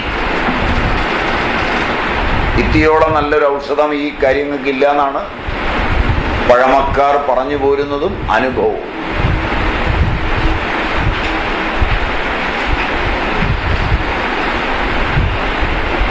എല്ലാത്തരം ആലിന്റെയും പഴുത്ത കായ കഫപിത്തങ്ങളെ ശമിപ്പിക്കും. കഫക്കെട്ടൊക്കെ ഉണ്ടെങ്കിൽ ഏതാലിന്റെ പഴുത്ത കായ പറിച്ചു തിന്നാലും പോകും. അതുപോലെ തന്നെ രക്തശ്രുതി മൂക്കിലൂടെ, വായിലൂടെ, കണ്ണിലൂടെ, യോനിയിലൂടെ, ബുധത്തിലൂടെ ഒക്കെ രക്തസ്രാവം വന്നാൽ ഈ പഴങ്ങൾ പറിച്ച് കഴിച്ചാൽ മതി. അതിൽ ഇത്തിപ്പഴം വളരെ ഫലപ്രദമാണ്. മലബന്ധം ഉണ്ടാക്കുന്നതാണ്, ശോധന കുറയ്ക്കും. അതുകൊണ്ട് വയറിളക്കത്തിന് നല്ലതാണ്. വയറടപ്പിക്കുന്നതാണ്, ദോഷങ്ങളെ സ്തംഭിപ്പിക്കുന്നതാണ്. ശരകൻ ഇത് വാതവർദ്ധകമാണെന്ന് പറയുന്നുണ്ട്. സംഗ്രാഹിയുമാണ്. പ്ലക്ഷോജഡി പർക്കടീച്ച സ്ത്രീയാമപി പ്ലക്ഷ കഷായ ശിശിരോ വ്രണയോനി ഗതാപഹ ദാഹവിത്ത ഗഭാസ്രഘ്ന ശോഭ രക്തവിത്തഹൃത് എന്ന് പ്ലക്ഷം, ജഡി, പർക്കടി ഇങ്ങനെ സ്ത്രീലിംഗവാചികളാണ്. ഇവയൊക്കെ ഇതിൻ്റെ പേരാണ്. ഇത് ചവർപ്പ് രസവും ശീതവീര്യവുമാകുന്നു. വ്രണം, യോനി രോഗം, ചുട്ടുനീറ്റം, പിത്തം, കഫം, രക്തദോഷം, ശോഭം, രക്തപിത്തം ഇവയൊക്കെ ഇല്ലാതാക്കാൻ ഉത്തമ ഔഷധമാണ് ഇത്. പ്ലക്ഷപ്ലവശ്ചാരുവൃക്ഷ സുപാർശു ഗർഭദാണ്ഡക വടീക കമണ്ഡലുയൂപ പിപ്പരിശ്ചാരുദർശന പ്ലക്ഷശീതോ വ്രണശേഷ്മ പിത്തശോഭ വിസർപ്പജിത്. മദനപാല നിഘണ്ടു പറയുന്നതാണ്. പ്ലക്ഷ, പ്ലവ, ചാരുവൃക്ഷ, സുപാർശ്വ, ഗർഭഭാണ്ഡക, വടിക, കമണ്ഡലു, യൂപ, പിപ്പരി, ചാരുദർശന ഇതെല്ലാം ഇത്തിയുടെ പര്യായങ്ങളാണ്. ശീതവീര്യമാണ്. കഫം, പിത്തം, ശോഭം, വിസർപ്പം ഇവയെ ഇല്ലാതാക്കും. മദനപാല നിഘണ്ടു പറയുന്നതാണ്. ഇതെല്ലാം നിങ്ങളോട് പറയുന്നത് ഇങ്ങനെയുള്ള പഠനങ്ങളൊക്കെ വളരെ പണ്ടേ ഉണ്ട്. ഞങ്ങൾക്കൊരു ധാരണയുണ്ട്, പുതിയ യൂണിവേഴ്സിറ്റികളും അതിൽ ഈ ബോട്ടണി പ്രൊഫസർമാരും വന്നില്ലായിരുന്നെങ്കിൽ നമ്മൾ ഈ ചെടിയൊന്നും അറിയില്ല എന്നൊരു ധാരണ വെച്ച് പുലർത്തുന്നുണ്ട്. അങ്ങനല്ലേ? അങ്ങനെയല്ലേ? ശാസ്ത്രമൊക്കെ നമ്മൾ അറിയാൻ തുടങ്ങിയത് ഇവരൊക്കെ വന്നതിന് ശേഷമാണ്. അതിനു മുമ്പുണ്ടോ നമുക്ക് ഈ ചെടിയൊക്കെ അറിയാവൂ? ഇങ്ങനെയൊക്കെ ഒരു ധാരണ നിങ്ങളുടെ ഇടയിൽ ഉണ്ടോ? അതുകൊണ്ട് ഈ ആയുർവേദ മരുന്നൊക്കെ പറഞ്ഞു തരുമ്പോഴും, അതുകൊണ്ട് ഫലം കണ്ടാൽ പോലും പൊട്ടക്കെണ്ണം മാവേലെറിഞ്ഞ പോലെ ഏതോ ഒരെണ്ണം പറഞ്ഞു തന്നാണെന്നൊരു ധാരണയുണ്ട്. അപ്പൊ ആ ബോധം നിങ്ങൾക്കൊന്ന് പോകാനാണ് ഞാൻ ഈ ഗ്രന്ഥങ്ങളുടെ എല്ലാം പേരും അതിലെ ശ്ലോകവും ഒക്കെ പറയുന്നത്. ഗ്രന്ഥങ്ങളൊക്കെ നിങ്ങൾക്ക് വാങ്ങിക്കാൻ കിട്ടും. ഇപ്പൊ പറഞ്ഞത് മദനപാല നിഘണ്ടു മലയാളത്തിലില്ല. ചൗക്കമ്പ സാംസ്കൃത് സീരീസിന് എഴുതിയാൽ ദേവനാഗരി ലിപിയിൽ കിട്ടും. ഇംഗ്ലീഷിൽ ഇതിന് വ്യാഖ്യാനങ്ങളുണ്ട്, കിട്ടും. മലയാളത്തിലില്ല. കാരണം മലയാളികൾക്ക് ഈ ഗ്രന്ഥങ്ങളൊന്നും ആവശ്യമില്ല. അതുകൊണ്ടാണ് മലയാളി ഇതിൻ്റെ പഴമയിൽ നിന്നൊക്കെ പണ്ടേ വേർപെട്ട് കഴിഞ്ഞു. അതുകൊണ്ടാണ് പ്ലക്ഷ കപീതന ക്ഷീരി സുപാർശോധ കമണ്ഡലു ശൃംഗി വരാഹോ വരോഹ ശാഹി ച ഗർദഭാണ്ഡ കപീതക പ്ലക്ഷൈവാപരോ ഹ്രസ്വ സുശീത ശീതവീര്യക പുണ്ട്രോ മഹാവരോഹശ്ച ഹ്രസ്വവർണസ്തു ബിംബരി പ്ലക്ഷകടുകഷായശ്ച ശിശിരോ രക്തദോഷജിത് മൂർച്ഛപ്രമ പ്രലാപഘ്നോ ഹ്രസ്വപ്ലക്ഷോ വിശേഷത. പ്ലക്ഷം, കപീതനം, ക്ഷീരി, സുപാർശം, കമണ്ഡലു, വരോഹ, ശാഖി, ഗർദഭണ്ഡ, കപീതക, ദൃഢപ്രരോഹ, പ്ലവക, പ്ലവംഗ തഥാ മഹാബല എല്ലാം ഇത്തിയുടെ പര്യായം. ഹ്രസ്വവർണ്ണ എല്ലാം പര്യായങ്ങളാണ്. ഹ്രസ്വ, പ്ലക്ഷ, സുശീത, ശീതവീര്യക, പുണ്ട്രാമഹാവരോഹ, ഹ്രസ്വവർണ്ണ, പിമ്പരി, വിദുര തഥാ മംഗലഛായ എല്ലാം രണ്ടു പ്രകാരത്തിലുള്ള ഇത്തിയുടെ പര്യായങ്ങളാണ്. അവ 20 ഉണ്ട്. രാജനിഘണ്ടു പറയുന്നതാണ്. ഇത്തി കടുരസവും കഷായരസവും ശീതവീര്യവുമാണ്. രക്തവികാരത്തെ ജയിക്കുന്ന ഇത്തി മൂർച്ഛ, മോഹാലസ്യം, ഭ്രമം, പ്രലാപം ഇവയൊക്കെ ഇല്ലാതാക്കും. ചെറിയ ഇത്തി ഇക്കാര്യങ്ങളിൽ കൂടുതൽ ഫലപ്രദമാണ് എന്ന് രാജനിഘണ്ടു പറയുന്നു. പ്ലക്ഷ കപീതന ശൃംഗി സുപാർശ ചാരുദർശന പ്ലവകോ ഗർദഭണ്ഡശ്ച കമണ്ഡലുർവടപ്ലവ പ്ലക്ഷകടുകഷായശ്ച ശീതളോ രക്തവിത്തജിത് മൂർച്ഛാശ്രമ പ്രലാപാംശ ഹരേത് പ്ലക്ഷോ വിശേഷത. നേരത്തെ പറഞ്ഞതൊക്കെ വേറൊരു തരത്തിൽ പറയുന്നു എന്നേ ഉള്ളൂ. ധന്വന്തരി നിഘണ്ടു അവരിത് ഒരുപാട് പഠിച്ചിട്ടുണ്ടെന്ന് സാരം. പ്ലക്ഷോജടി വർക്കടീജ വിപ്പലോശ്വബ്ധപത്രക ഊർജസാരോ ബഹുപുട ഛത്രവർണീ ബഹുച്ഛത പ്ലക്ഷജടി വർക്കടി വിപ്പല അശ്വത്ഥപത്രക ഊർജസാര ബഹുപുട ഛത്രവർണീ ബഹുച്ഛത. ഇതൊക്കെ പര്യായം. സരസ്വതി നിഘണ്ടു പറയുന്നതാണ്. അഭിജ്ഞാനമഞ്ജരി കഥിത കപീതന ഇതി പ്ലക്ഷസ്തുംഗി ച ഗർഭഭാണ്ഡശ്ച കപീചൂഡശ്ച സുപാർശ്വ പ്ലവകോ അസൗ ചാരുദർശന. ഇത് അഭിജ്ഞാനമഞ്ജരി. പിപ്പരി ശൃംഗികാവാടി ഗർഭഭാണ്ഡ കമണ്ഡലു പ്ലക്ഷപ്ലവോ ഗന്ധമുണ്ടോ മുണ്ടികേശ്വബ്ധപത്രക എന്നിങ്ങനെ കൈഡര്യാദി നിഘണ്ടു. ഇങ്ങനെ അനേക നിഘണ്ടുക്കൾ ഇതിനെക്കുറിച്ച് പറയുന്നു.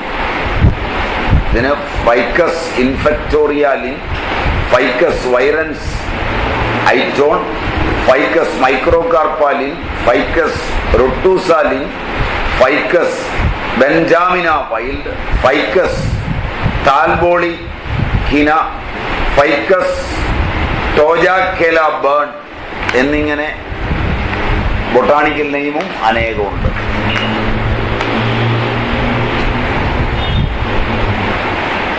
ചരകസംഹിത യോനീസ്രാവ ചികിത്സയിൽ പ്ലക്ഷത്വക്ചൂർണീ പിണ്ഡം വാ ധാരയത് മധുനാകൃതം.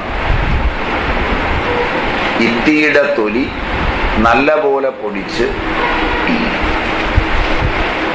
അത് തേൻ ചേർത്ത് ധാര ചെയ്താൽ യോനിസ്രാവം നിൽക്കുമെന്നാണ്. ഇത്തിത്തൊലിയിൽ ടാനിൻ, വാക്സ്, സാപ്പോണിൻ ഇവയൊക്കെ അടങ്ങിയിട്ടുണ്ട്.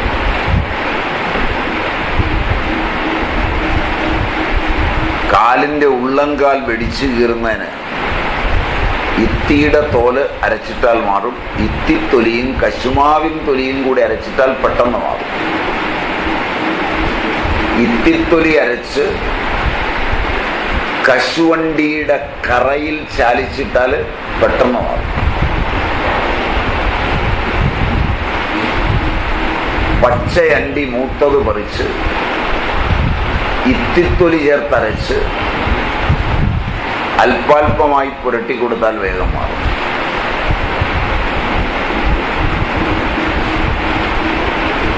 ഇത്തിത്തൊലി മഹിഷരക്തത്തിൽ പോത്തിനെ വെട്ടുന്നിടത്ത് പോയി അതിൻ്റെ രക്തമെടുത്ത് ആ രക്തത്തിൽ അരച്ചിട്ടാൽ ഒരു പ്രാവശ്യം ഇട്ടാൽ എന്നേക്കുമായി മാറും.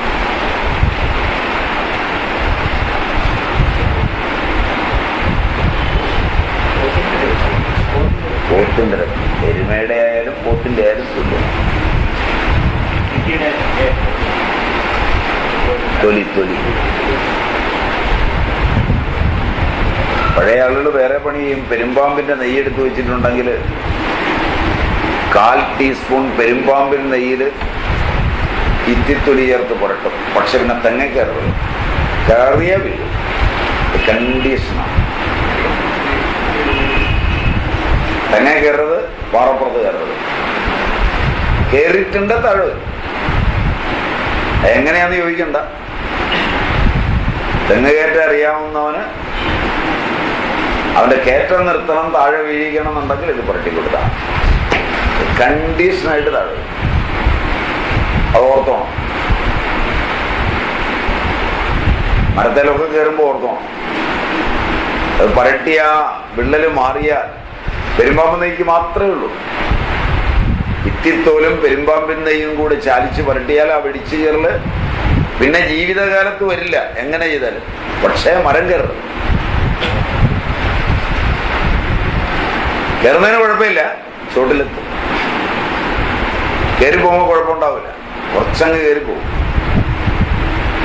അതാ കൈയുടെ ബലത്തിലാണ് കയറി പോകുന്നത്, കാലിന്റെ പിടുത്തമല്ല. മറ്റത് കാലിന്റെ പിടുത്തത്തിലാണ് കയറുന്നത്.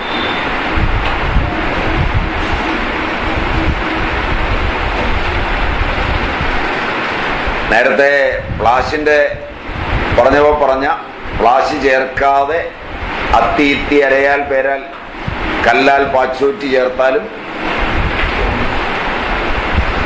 പ്രതരം മാറും, വെള്ളപൂക്കുമെല്ലാം മാറും.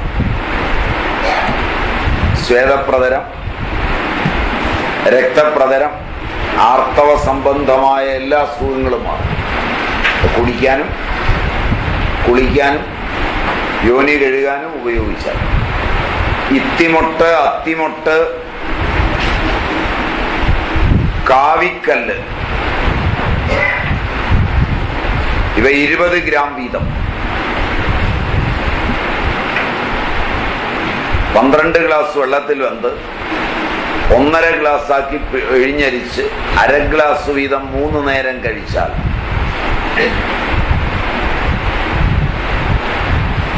അതിയായ ആർത്തവം,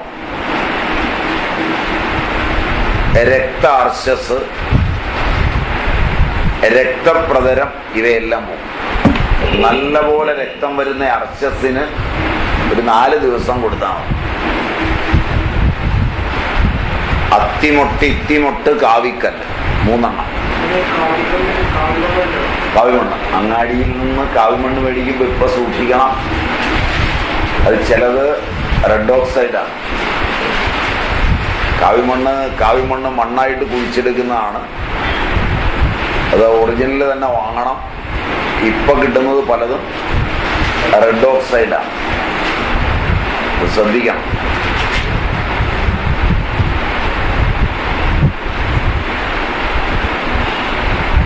അണലിയുടെ വിഷത്തിന് ഇത്തി, അത്തി, അരയാൽ, പേരാൽ, കല്ലാൽ എന്നിവയുടെ തൊലി കഷായം വെച്ച് കുടിച്ചാൽ മതി. ധാര ചെയ്യുകയും ചെയ്യാം. ആ കഷായം ദേഹത്ത് വിഷം ശമിക്കും. കഷായം വെച്ച് കുടിക്കുകയും ധാര ചെയ്യുകയും ചെയ്യാം. അണലി കടിച്ചാൽ ഏറ്റവും എളുപ്പമാണ് കുറയാൻ.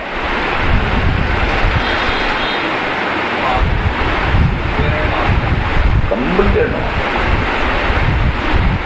കാരണം വെച്ചാൽ കുറച്ച് സമയം കൊണ്ട് ഈ സാധനം പെട്ടെന്ന് കഷായം വെച്ച് കുടിപ്പിച്ച് കൊണ്ടുപോയി കഴിഞ്ഞാൽ അവിടെ ചിലപ്പോൾ വിഷം ഉണ്ടാവില്ല. വിഷപ്പാമ്പല്ല കഴിച്ചതാണ്. വളരെ ഫലപ്രദമാണ്. ഇത്തിത്തൊലി ഉണക്കിപ്പൊടിച്ചു വെച്ച് വ്രണങ്ങളിൽ തൂളിയാൽ ഒപ്പം 1 ടീസ്പൂൺ പൊടിയെടുത്ത് നെയ്യിൽ ചാലിച്ച് കഴിക്കുകയും ചെയ്താൽ വ്രണം ഉണങ്ങും. ഏത് ഉണങ്ങാത്ത വ്രണവും പെട്ടെന്ന് ഉണങ്ങും.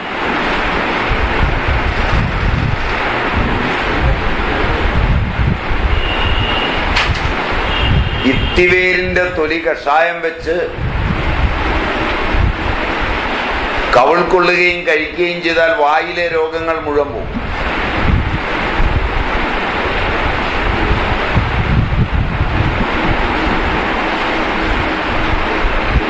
ഇത്തിയുടെ ഇലയുടെ നീര് കൊടുത്താൽ പനി ശമിക്കും. ഇലയുടെ നീര് വെറുതെ കഴിച്ചാൽ മതി.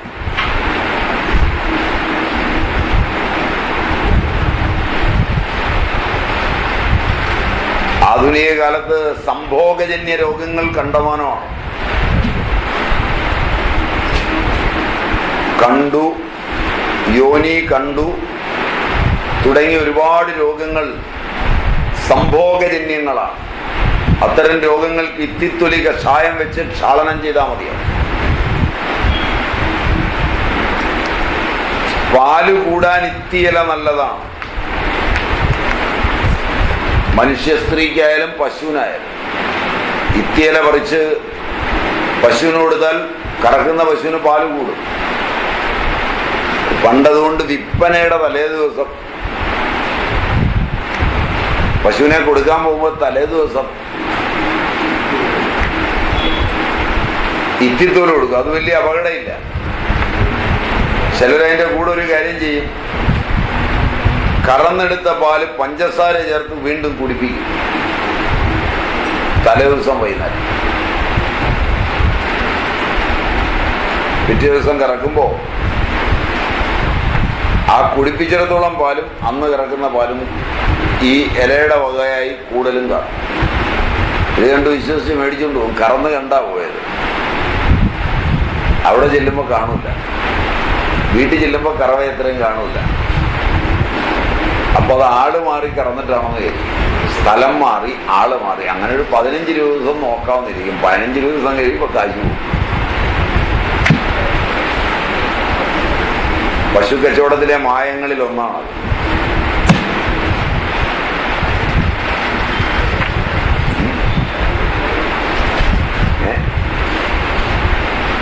ഞാൻ ചോദിക്കാൻ തോന്നി. എന്തോ സംശയം ചോദിക്കുകയാണെന്ന് തോന്നുന്നു. ആണോ? അല്ല, ഇത്തിയുടെ ഇല കൊടുത്ത് പശുപ്പാല് കൂട്ടുന്നത് കുഴപ്പമില്ല. മറ്റത് അപകടകരമാണ്. മറ്റതിന് ഇപ്പൊ പിന്നെ ഈ പഞ്ചസാര ഇടാനും പാല് കുടിപ്പിക്കാനൊന്നും പോകണ്ട. ഒരു കോർട്ടിസോൾ കൊടുത്താൽ മതി. 4 ഇരട്ടിയാവും. അത് കഴിക്കുന്നവന്റെ പരിപാടിയും തീർന്നു കിട്ടും. അതുകൊണ്ട് ഇതെല്ലാം ഇതിൻ്റെ അകത്തെ മായങ്ങളിൽപ്പെട്ടതാണ്. അതുകൊണ്ട് പശുവിനെ മേടിക്കാൻ പോകുമ്പോൾ ഇടയ്ക്കിടയ്ക്ക് ഒന്ന് കാണുക. 2-3 മാസം പതുക്കെ ചെന്ന് ആ കറക്കുന്ന സമയം നോക്കി ചെന്ന് എത്ര കറന്നെടുത്തു നോക്കുക. ഇതൊക്കെ കണ്ടിട്ട് മേടിച്ചാൽ വലിയ അപകടം ഉണ്ടാവില്ല. ഇല ഇഷ്ടം പോലെ കൊടുക്കാം, നല്ലതാണ്. അതുകൊണ്ട് കേടൊന്നും വരില്ല. പാലുണ്ടായതുകൊണ്ട് കേടുവരില്ല. സ്ത്രീകൾക്ക് പോലും കൊടുക്കാറുണ്ട് ഇലയുടെ നീര് പിഴിഞ്ഞ്. കുട്ടിക്ക് പാലില്ലെങ്കിൽ, കുട്ടിക്ക് കുടിക്കാൻ ആവശ്യത്തിന് പാലില്ലെങ്കിൽ കൊടുക്കും. ചിലർ കുറെ കൂടെ എളുപ്പത്തിലാണ് കൊടുക്കുന്ന. ഇളനീരിനകത്തേക്ക് പാൽമുതക്കും മറ്റേ അടപതിയന്റെ കിഴങ്ങും പൊടിച്ചെടുത്ത് 1/2 ടീസ്പൂൺ വീതം ചേർത്ത് അതിൻ്റെ കൂട്ടത്തിൽ ശതാവരി കിഴങ്ങിൻ്റെ നീരും കൂടെ കൂട്ടി പാലോ നെയ്യോ പഞ്ചസാരയോ തേനോ ഒക്കെ ചേർത്ത് കൊടുക്കും. ഇതൊക്കെ അമ്മമാരുടെ കൈപ്രയോഗങ്ങളാണ്. അങ്ങനെ കൊടുത്തു കഴിഞ്ഞാൽ പെൺകൊച്ചിന് പാല് ഇഷ്ടം പോലെ ആവും. ഇപ്പൊ പിന്നെ അതിൻ്റെ ഒന്നും ആവശ്യമില്ല. അതിൻ്റെ കാരണം എന്താ വെച്ചാൽ ഇപ്പൊ പാല് കൊടുക്കാറില്ല. കാരണം എന്താ വെച്ചാൽ പാല് കൊടുത്താൽ 40 വയസ്സ് കഴിയുമ്പോഴേക്ക് ബ്രസ്റ്റ് ക്യാൻസർ വരില്ല. അതുകൊണ്ട് ബാലശാപം വാങ്ങിച്ച് ബ്രസ്റ്റ് ക്യാൻസർ വരാനാണ് പെൺപിള്ളേരെല്ലാം സൗന്ദര്യ സംവർദ്ധകമായി ഓടുന്നത്. ഭർത്താവിനെ കുടിപ്പിച്ചാലും കൊച്ചിന് കൊടുക്കൂല. അതുകൊണ്ട് ചിരിക്കുന്നത് ഞാൻ നുണ പറഞ്ഞ, ഞാൻ പറഞ്ഞത് നുണയാ. തെളിവ് തരാം, എന്നിട്ട് വിശ്വസിച്ചാൽ മതി. ചുമ്മാ പറഞ്ഞതല്ല, ഞാൻ വളരെ സീരിയസ് ആയി പറഞ്ഞതാണ്. അങ്ങനൊരു സെറ്റ് തന്നെ രൂപപ്പെട്ടുകൊണ്ടിരിക്കുകയാണ്. എൻ്റെ ഫലം 30-35 ആകുമ്പോൾ എല്ലാത്തിനും ബ്രസ്റ്റ് ക്യാൻസറാണ്. അത് മുഴുവൻ ബാലശാപമാണ്. പ്രകൃതി എനിക്ക് വേണ്ടി നിന്റെ മാതൃത്വത്തിൽ നിന്ന് കനിഞ്ഞനുവദിക്കേണ്ടതിനെ അത് നീ എനിക്ക് അനുവദിച്ചില്ലെങ്കിൽ നീ കുറെ കാലം നരയിക്കണം എന്നുള്ളത് ബാലശാപമാണ്. പഴയ കാലത്തെ കുട്ടികൾ 1ാം ക്ലാസ്സിൽ പോകുമ്പോഴും തങ്ങളുടെ മുലപ്പാൽ കുടിച്ചിട്ടാണ് പോരുന്നത്. ഇന്നത്തെ പിള്ളേരെല്ലാം പട്ടിപ്പാൽ കുടിച്ചാ വളരുന്നത്. അതുകൊണ്ട് അതിനെ കണ്ടാലും എങ്ങനെയാണ്.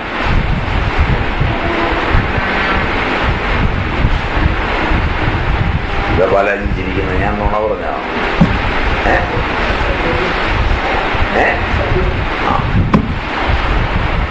അതുകൊണ്ടൊക്കെ ഇങ്ങനെയല്ലാതെ പറഞ്ഞു തരാനാവില്ല.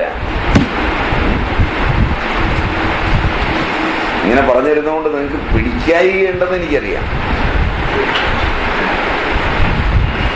അല്ലേ? എനിക്കാണെങ്കിൽ ഇങ്ങനെ പറഞ്ഞു തരാനേ അറിയുള്ളൂ.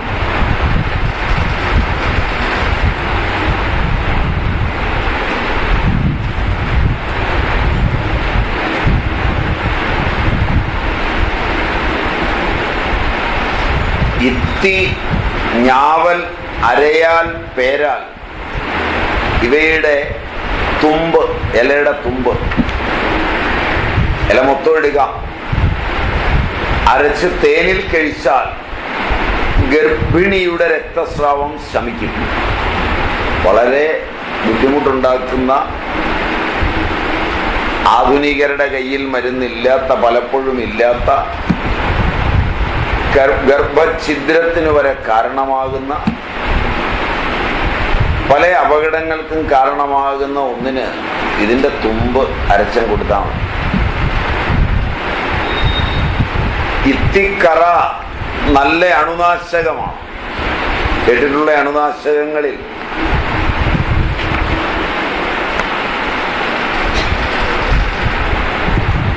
ഏറ്റവും ഫലപ്രദമായ ഒന്നാണ് ഇത്തിയുടെ കറ. അതുകൊണ്ട് ഏത് അണുവിനെ സംബന്ധിച്ചും ഇത്തിക്കറ ഉപയോഗിക്കാം.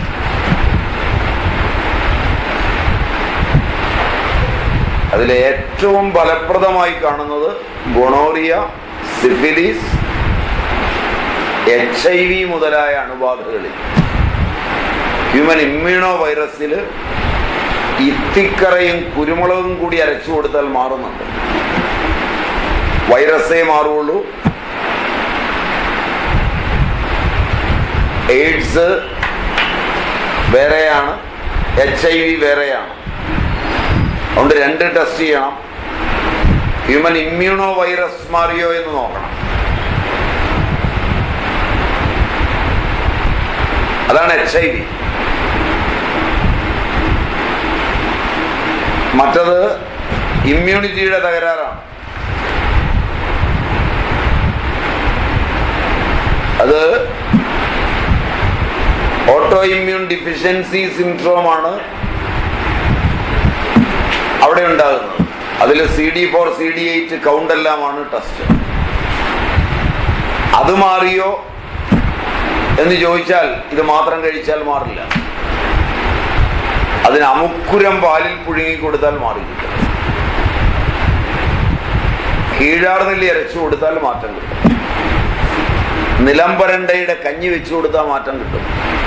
അതുകൊണ്ട് രണ്ടും കൂടിയുള്ള തലങ്ങളിൽ HIV അണുബാധയും എയ്ഡ്സും കമ്പൈൻഡ് ആയിട്ട് വരുന്ന കാര്യങ്ങളിൽ നിങ്ങൾ രണ്ടും ഒന്നാണെന്നാണ് പഠിച്ചിരിക്കുന്നതും ധരിച്ചിരിക്കുന്നതും അല്ല. HIV കൊണ്ടല്ലാതെ അനേകം എയ്ഡ്സ് ഉണ്ട്. നിങ്ങൾ ആസ്തമയ്ക്ക് ഉപയോഗിക്കുന്ന സ്റ്റീറോയിഡുകൾ എയ്ഡ്സ് ഉണ്ടാക്കും, HIV ഉണ്ടാക്കില്ല.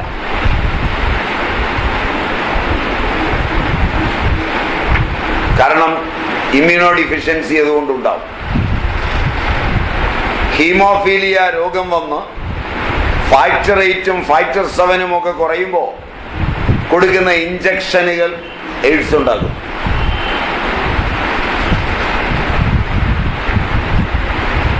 ഹോമോസെക്ഷൽസും ലെസ്ബിയൻസും മറ്റും ഉപയോഗിക്കുന്ന അനേക വിധങ്ങളായ ഓയിൻമെന്റുകളുണ്ട്,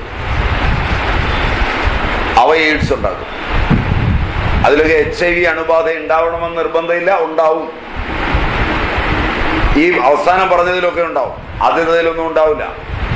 അതിൽ HIV അണുബാധ ഇല്ലാതെ എയ്ഡ്സ് ഉണ്ടാവും.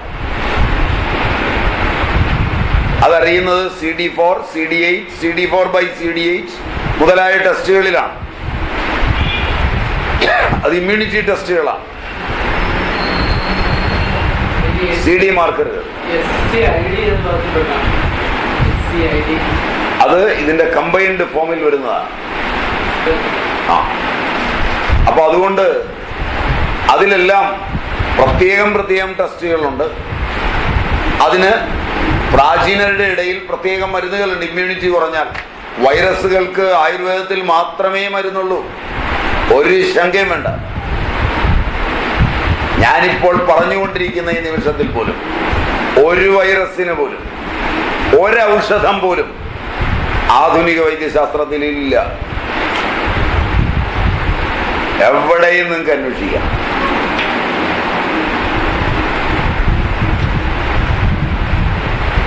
കാരണം ആ ഗവേഷണം എങ്ങും എത്താതെ നിൽക്കുകയാണ് ഇന്നും. മറിച്ച് അഥർവവേദ കാലം മുതൽ ഇഷ്ടം പോലെ ഔഷധങ്ങൾ ഇവിടെയുണ്ട്. അതിൽ വളരെ ഫലപ്രദമായ ഒരു ഔഷധമാണ് ഇത്തി.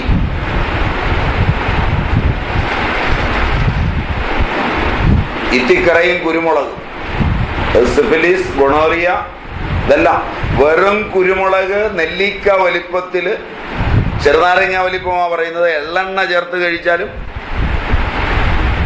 ഈ സാധനം ശമിക്കും, HIV ശമിക്കും. പക്ഷേ കുരുമുളകാണ് ഒരു നാരങ്ങയുടെ വലിപ്പത്തിൽ എള്ളെണ്ണ ചേർത്തം കഴിച്ചാൽ മൂത്രമൊഴിക്കുമ്പോഴൊക്കെ കുരുമുളകാണ് അതിലൂടെ പോകുന്നത്. നീറി നാനാവിധമാവും. മറക്കാതെ വേണം കഴിക്കാൻ. അന്നേരം എന്നെ തെറി വിളിക്കരുത്. മലം ചൂടാവും, കടന്നു പോകുമ്പോൾ നീറും. കാരണം ഒരു ചെറുനാരങ്ങ വലിപ്പത്തിലാണ് കുരുമുളക് അരച്ച് എള്ളെണ്ണയിൽ കുഴച്ചൊരൊറ്റ പിടിപ്പിക്കുന്നത്. അകം ശരിക്ക് കത്തും, പക്ഷെ രോഗം മാറും. കൊടുത്തിട്ടുണ്ട്, ഫലപ്രദമായി അറിഞ്ഞിട്ടുണ്ട്. അതുകൊണ്ടൊക്കെ തന്നെ അവർ ബലം പൂർണ്ണമാണ്. ഇത്തിക്കറയ്ക്കും അത്തിക്കറയ്ക്കും ഈ ഗുണമുണ്ട്.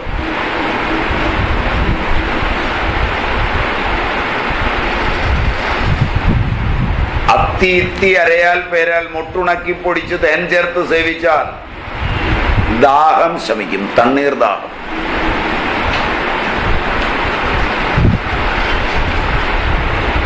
അത്തിത്തോൽ, ഇത്തിത്തോൽ, അരയാൽ തോൽ, പേരാൽ തോൽ, കടുക്കാത്തോട് നാൽപ്പാമരത്തോലെന്ന് ഒന്നിച്ചെഴുതിയിട്ട് പിന്നെ ബാക്കി പൂരിപ്പിക്കുക. അതിനാ സ്പീഡിൽ പറഞ്ഞേ. ഓരോന്നോരോന്നായിട്ട് നിങ്ങൾ എഴുതിയാൽ നേരെ എടുക്കും. അത്തി, ഇത്തി, അരയാൽ, പെരാൽ ഇവയുടെ തോൽ, അതിന് നാൽപ്പാമരത്തോലെന്ന് ഒന്നിച്ചങ്ങ് എഴുതുക. കടുക്കാത്തോട്, താന്നിക്കാത്തോട്, നെല്ലിക്കാത്തോട്, ത്രിബലത്തോടൊന്ന് ഒന്നിച്ചങ്ങ് എഴുതുക. അപ്പൊ സമയം പോവാതിരിക്കും. ത്രിബലത്തോട് ചന്ദനം, രാമച്ചം, വെള്ളക്കൊട്ടം, വെള്ളക്കൊട്ടം, ചൊവ്വള്ളിക്കൊടി, കച്ചോലക്കിഴങ്ങ്, അകിൽ,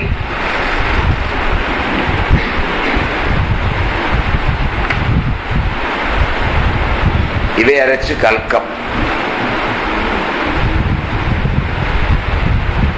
പച്ചമഞ്ഞള്, പർപ്പടകപ്പുല്ല്, ഇവയുടെ നീര്,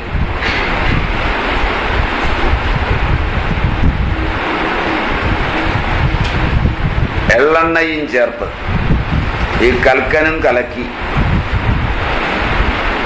കാച്ചി എണ്ണയെടുത്ത് വെച്ചാൽ ചൊറി, ചരങ്ങ്, വിസർപ്പം,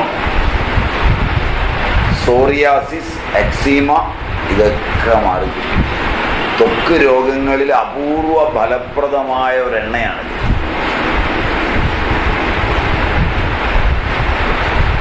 തേങ്ങാപ്പാലിലാണ് കാച്ചുന്നതെങ്കിൽ, ഞാൻ എള്ളെണ്ണയാണ് പറഞ്ഞത്, തേങ്ങാപ്പാലിലാണ് കാച്ചുന്നതെങ്കിൽ ഇതൊരു നാൽപ്പാമരാതി കേരത്തിൻ്റെ യോഗമാണ്. പഴയ കാലത്ത് സുഗന്ധമുള്ള ഈ എണ്ണ ഈ നാൽപ്പാമരത്തോലൊക്കെ കൂടി ഇടുമ്പോൾ നല്ല സുഗന്ധം ഉണ്ടാവും. അതാണ് കുട്ടികളെ തേപ്പിച്ചിരുന്നത്. അതുകൊണ്ട് മുഖകാന്തി വർദ്ധിക്കുമായിരുന്നു, മുടി നന്നായി കറക്കുമായിരുന്നു. കുട്ടിക്കാലത്ത് ഇത് തേച്ചുകൊണ്ട് പോകുമ്പോൾ അടുത്തിരിക്കുന്നവന് നാറാതിരിക്കുമായിരുന്നു. ത്വക്ക് രോഗങ്ങളെല്ലാം പോകുമായിരുന്നു. വീടുകളിലെല്ലാം കാച്ചി വെച്ചിരുന്ന ഒരു എണ്ണയാണ്. നല്ലതാണ്. എണ്ണ കാച്ചി തേക്കുന്ന പ്രകൃതമൊക്കെ നിന്നു. എണ്ണ വാങ്ങിച്ച് തേക്കുകയാണ്.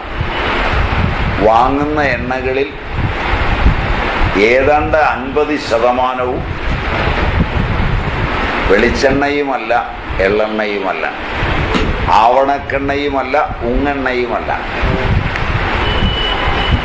ലിക്വിഡ് പെട്രോളിയം അല്ലെങ്കിൽ പാരഫിനാണ്. നിങ്ങൾ കറിക്ക് ഉപയോഗിക്കുന്ന വെളിച്ചെണ്ണയും ലിക്വിഡ് പാരഫിനാണ്. ലിക്വിഡ് പാരഫിനിൽ തേങ്ങയുടെ മണം വരുന്ന ഒരു എസൻസ് പെട്രോളിയത്തിൽ നിന്ന് വേർതിരിച്ചെടുത്തത് ചേർക്കുകയാണ്. വേറെ ഒന്നുമില്ല.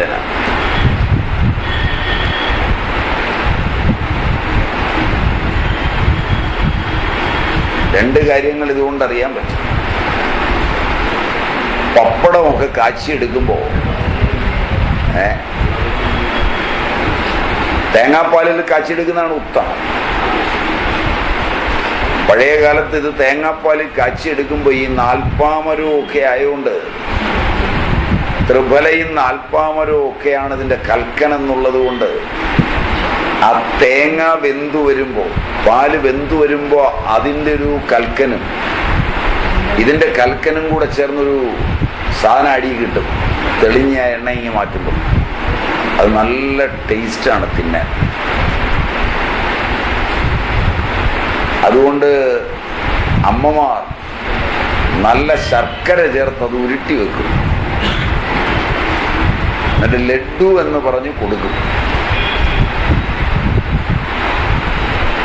അതൊക്കെ ആ കാലമൊക്കെ പോയി. തള്ളമാർക്കൊന്നും ഇപ്പം നേരെയില്ല. കാരണം രാവിലെ തുടങ്ങി വൈകുന്നേരം വരെ വെറുതെ അല്ല ഭാര്യ, കഥയല്ലിത് ജീവിതം. ഇതൊക്കെ കണ്ട് ഭർത്താവിനെ കൊഞ്ഞനവും കുത്തി അയാൾ 2 തെറിയും പറഞ്ഞ് കുടുംബകലഹവും ഉണ്ടാക്കി പോകാനാണ് ഈ ജന്മം. ഒരു പാഴ് ജന്മം. അമ്മായിരായി ശരിയാണോ പറഞ്ഞത്?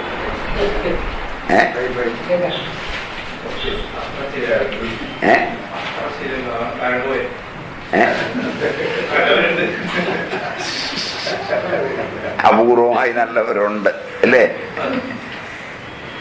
വന്നിരിക്കുന്നവരൊക്കെ നല്ലവരാണെന്നാണോ പറഞ്ഞതിൻ്റെ അർത്ഥം?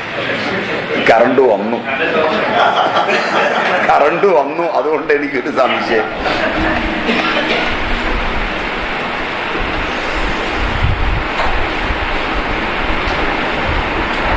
അതുകൊണ്ട് ത്വക്ക് രോഗങ്ങൾക്ക് ഇത് വളരെ ഫലപ്രദമാണ്.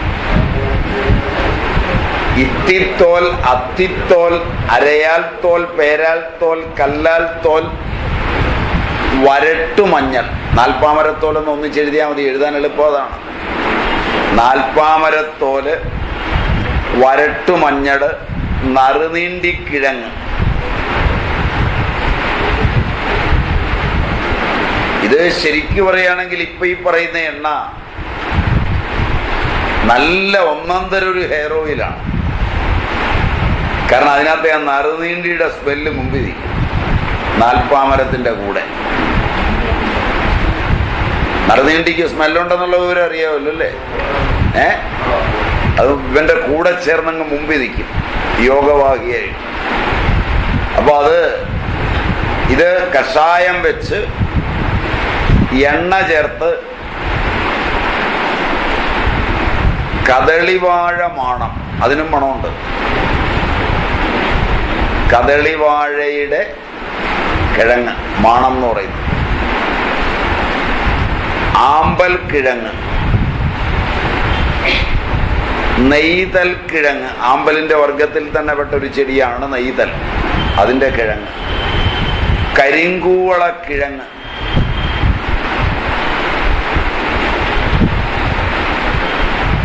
ഇരട്ടി മധുരം,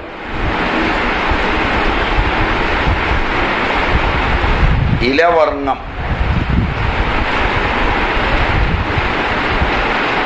രാമച്ചം, ചന്ദനം, എല്ലാം പറഞ്ഞുതരാം. രാമച്ചം, ചന്ദനം, വെള്ളക്കൊട്ടം, ഇത്തിത്തോൽ, അത്തിത്തോൽ, അരയാൽ തോൽ, പേരാൽ തോൽ, അതായത് നാൽപ്പാമരത്തോല്, കല്ലാലിൻ്റെ തോല്, വരട്ടുമഞ്ഞള്, കല്ലാലിൻ്റെ തോല്, വരട്ടുമഞ്ഞള്, നറുനീണ്ടിക്കിഴങ്ങ്. ഇത്രയാണ് കഷായം. ക്ലിയറായി? അത്രയും കഷായം ക്ലിയറായി. അത് കഷായം വെച്ചെടുത്ത് എണ്ണ ചേർത്ത് കദളിവാഴ മാണം, ആമ്പൽ കിഴങ്ങ്, നൈതൽ കിഴങ്ങ്, കരിങ്കൂവള കിഴങ്ങ്, ഇരട്ടി മധുരം,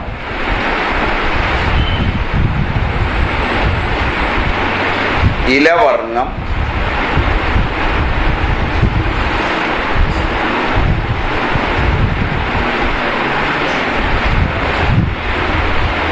രാമച്ചം,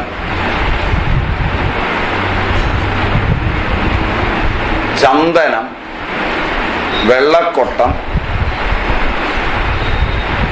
ഇവ കൽക്കൻ ചേർത്ത് കാച്ചി അരിച്ച് തേക്കുക.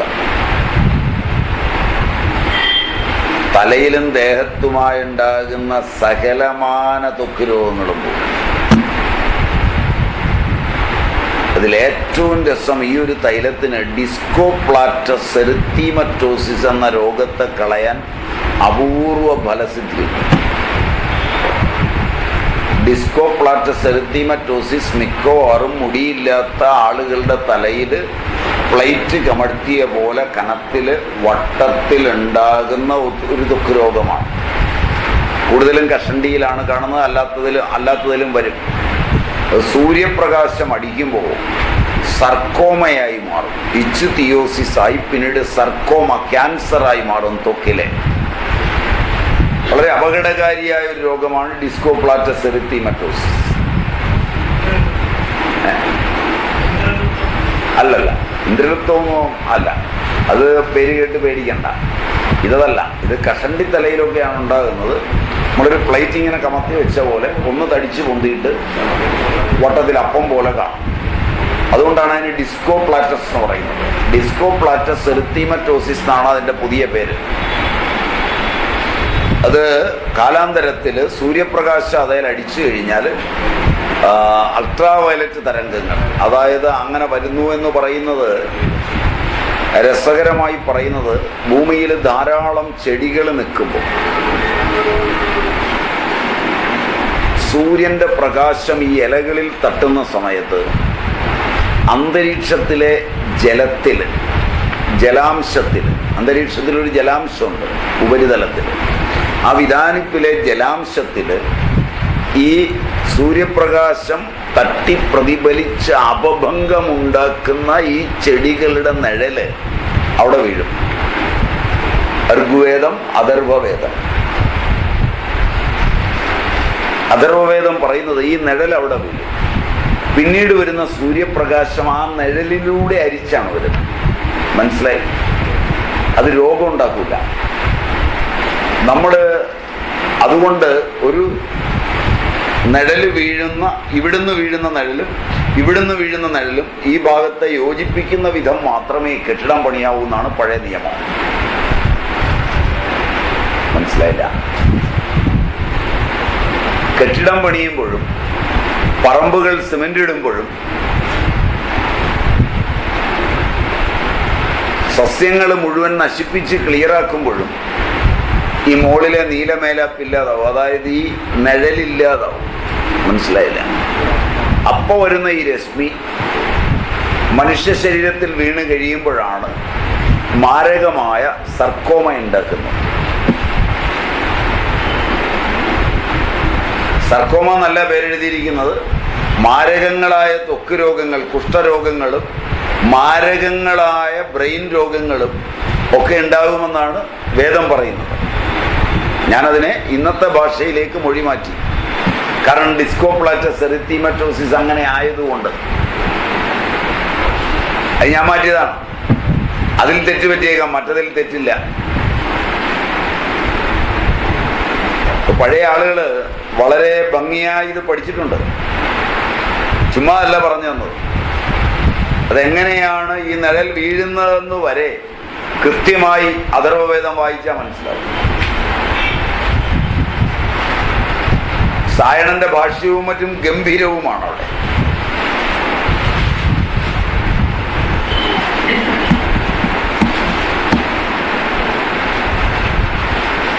അവിടെ നിങ്ങൾ ആലോചിച്ചൊക്കെ നോക്കിക്കൊള്ളുക. ഇതിൻ്റെയൊക്കെ വെളിച്ചത്തിലാണ് ഔഷധങ്ങൾ ഏതെങ്കിലുമൊക്കെ പറഞ്ഞു തരുന്നത്. സമയമായില്ലേ? അല്ലേ? ആകുന്നു.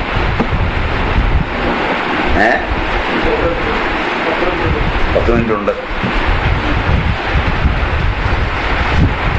അഷ്ടാംഗ ഹൃദയം 15:41 നഗ്രോധാദിഗണം വ്രണവിരോപണത്തിന് ഉത്തമമാണെന്ന് പറയുന്നു. നഗ്രോധ പിപ്പല സദാപല രോഗ്രയുഗ്മം ജംബുദ്വയാർജുന കവിതന സോമവൽക്കാഹ പ്ലക്ഷാമ്ര വഞ്ചുള പിയാനല പലാശനന്ദി കൊലീകദംബ വിരലാമധുകം മധുകം എന്ന അഷ്ടാംഗ ഹൃദയം പറയും. വടവൃക്ഷം, ഉദുംബരം, ലോദ്രം, അശ്വത്ഥം, പട്ടിക, ജംബു, ക്ഷുദ്രം, ബൃഹദ്ജംബു, അർജുന, കപീതമ, ഖദിര, പ്ലക്ഷ, ആമ്ര, വേദസ, ബ്രിയാള, പലാശ, നന്ദി, ബദരി, തിന്തുക, മധുയഷ്ടി, മധുക. ഇതിനെയാണ് നഗ്രോധാദിഗണം എന്ന് പറയുന്നത്. അതിൽ ഈ ഇത്തിയുണ്ട്. അതുകൊണ്ട് ഇത്തി വ്രണവിരോപണത്തിന് വളരെ ഉത്തമമാണ്. സുശ്രുത സംഹിതയും നഗ്രോധാദിഗണ ഗണോവ്രണ്യ സംഗ്രാഹി ഭഗ്നസാധക രക്തവിത്ത ഹരോദാഹ മേധഘ്നോ യോ നിമേഷ വൃദ്ധ് എന്ന് പറയുന്നുണ്ട്.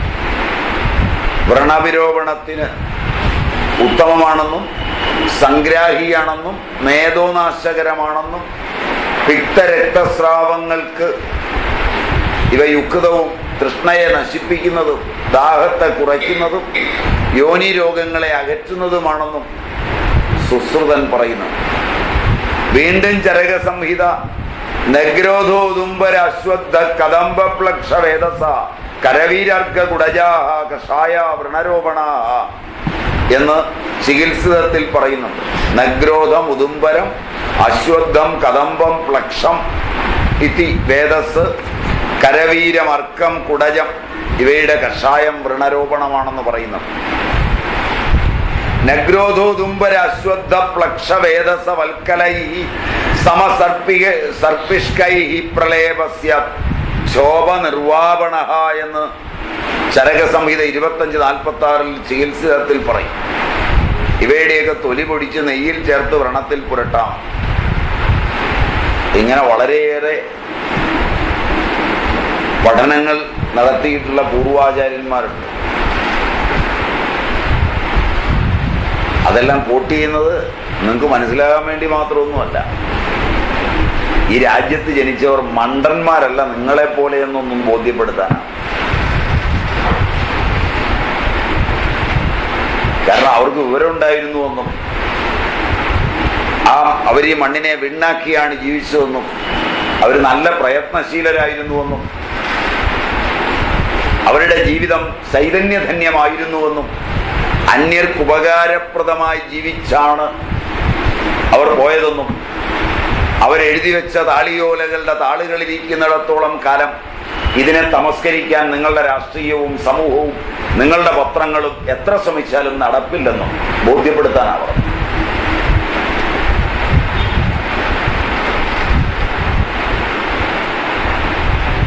കളക്ടറെ വിട്ട് താളിയോലകളെല്ലാം പെറുക്കിക്കൊണ്ടുപോവുകയും അത് വീടുകളിലൊന്നുമല്ല സൂക്ഷിക്കേണ്ടതെന്ന് പറയുകയും അത് സൂത്രത്തിൽ കത്തിച്ചു കളയുകയും ഒക്കെ ചെയ്താലും നശിക്കാത്തത്ര സമ്പത്ത് അവരുണ്ടാക്കി വെച്ചിട്ടുണ്ട്.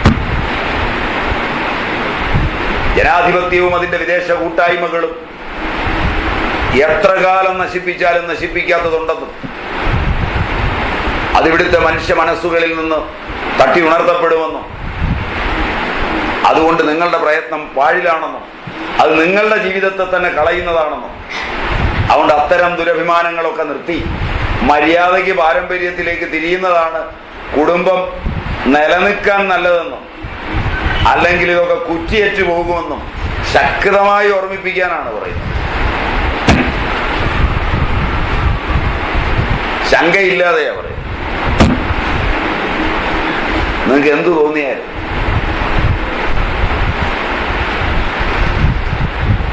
അല്ല, നിങ്ങൾക്ക് ഞാൻ പറയുന്നതെല്ലാം മനസ്സിലാകുമെന്ന് വെച്ചല്ല ഞാൻ പറയുന്നത്. അവിടെ നമുക്ക് ഇന്ന് നിർത്താം. ഇനി നമുക്ക് അടുത്ത ക്ലാസ്സിൽ കാണാം. നാരായണം നമസ്കൃത്യ നരം ചൈവ നരോത്തമം ദേവീം സരസ്വതീം വ്യാസം തതോ ജയമുദീരേ. ഹരി ഓം ഹരി.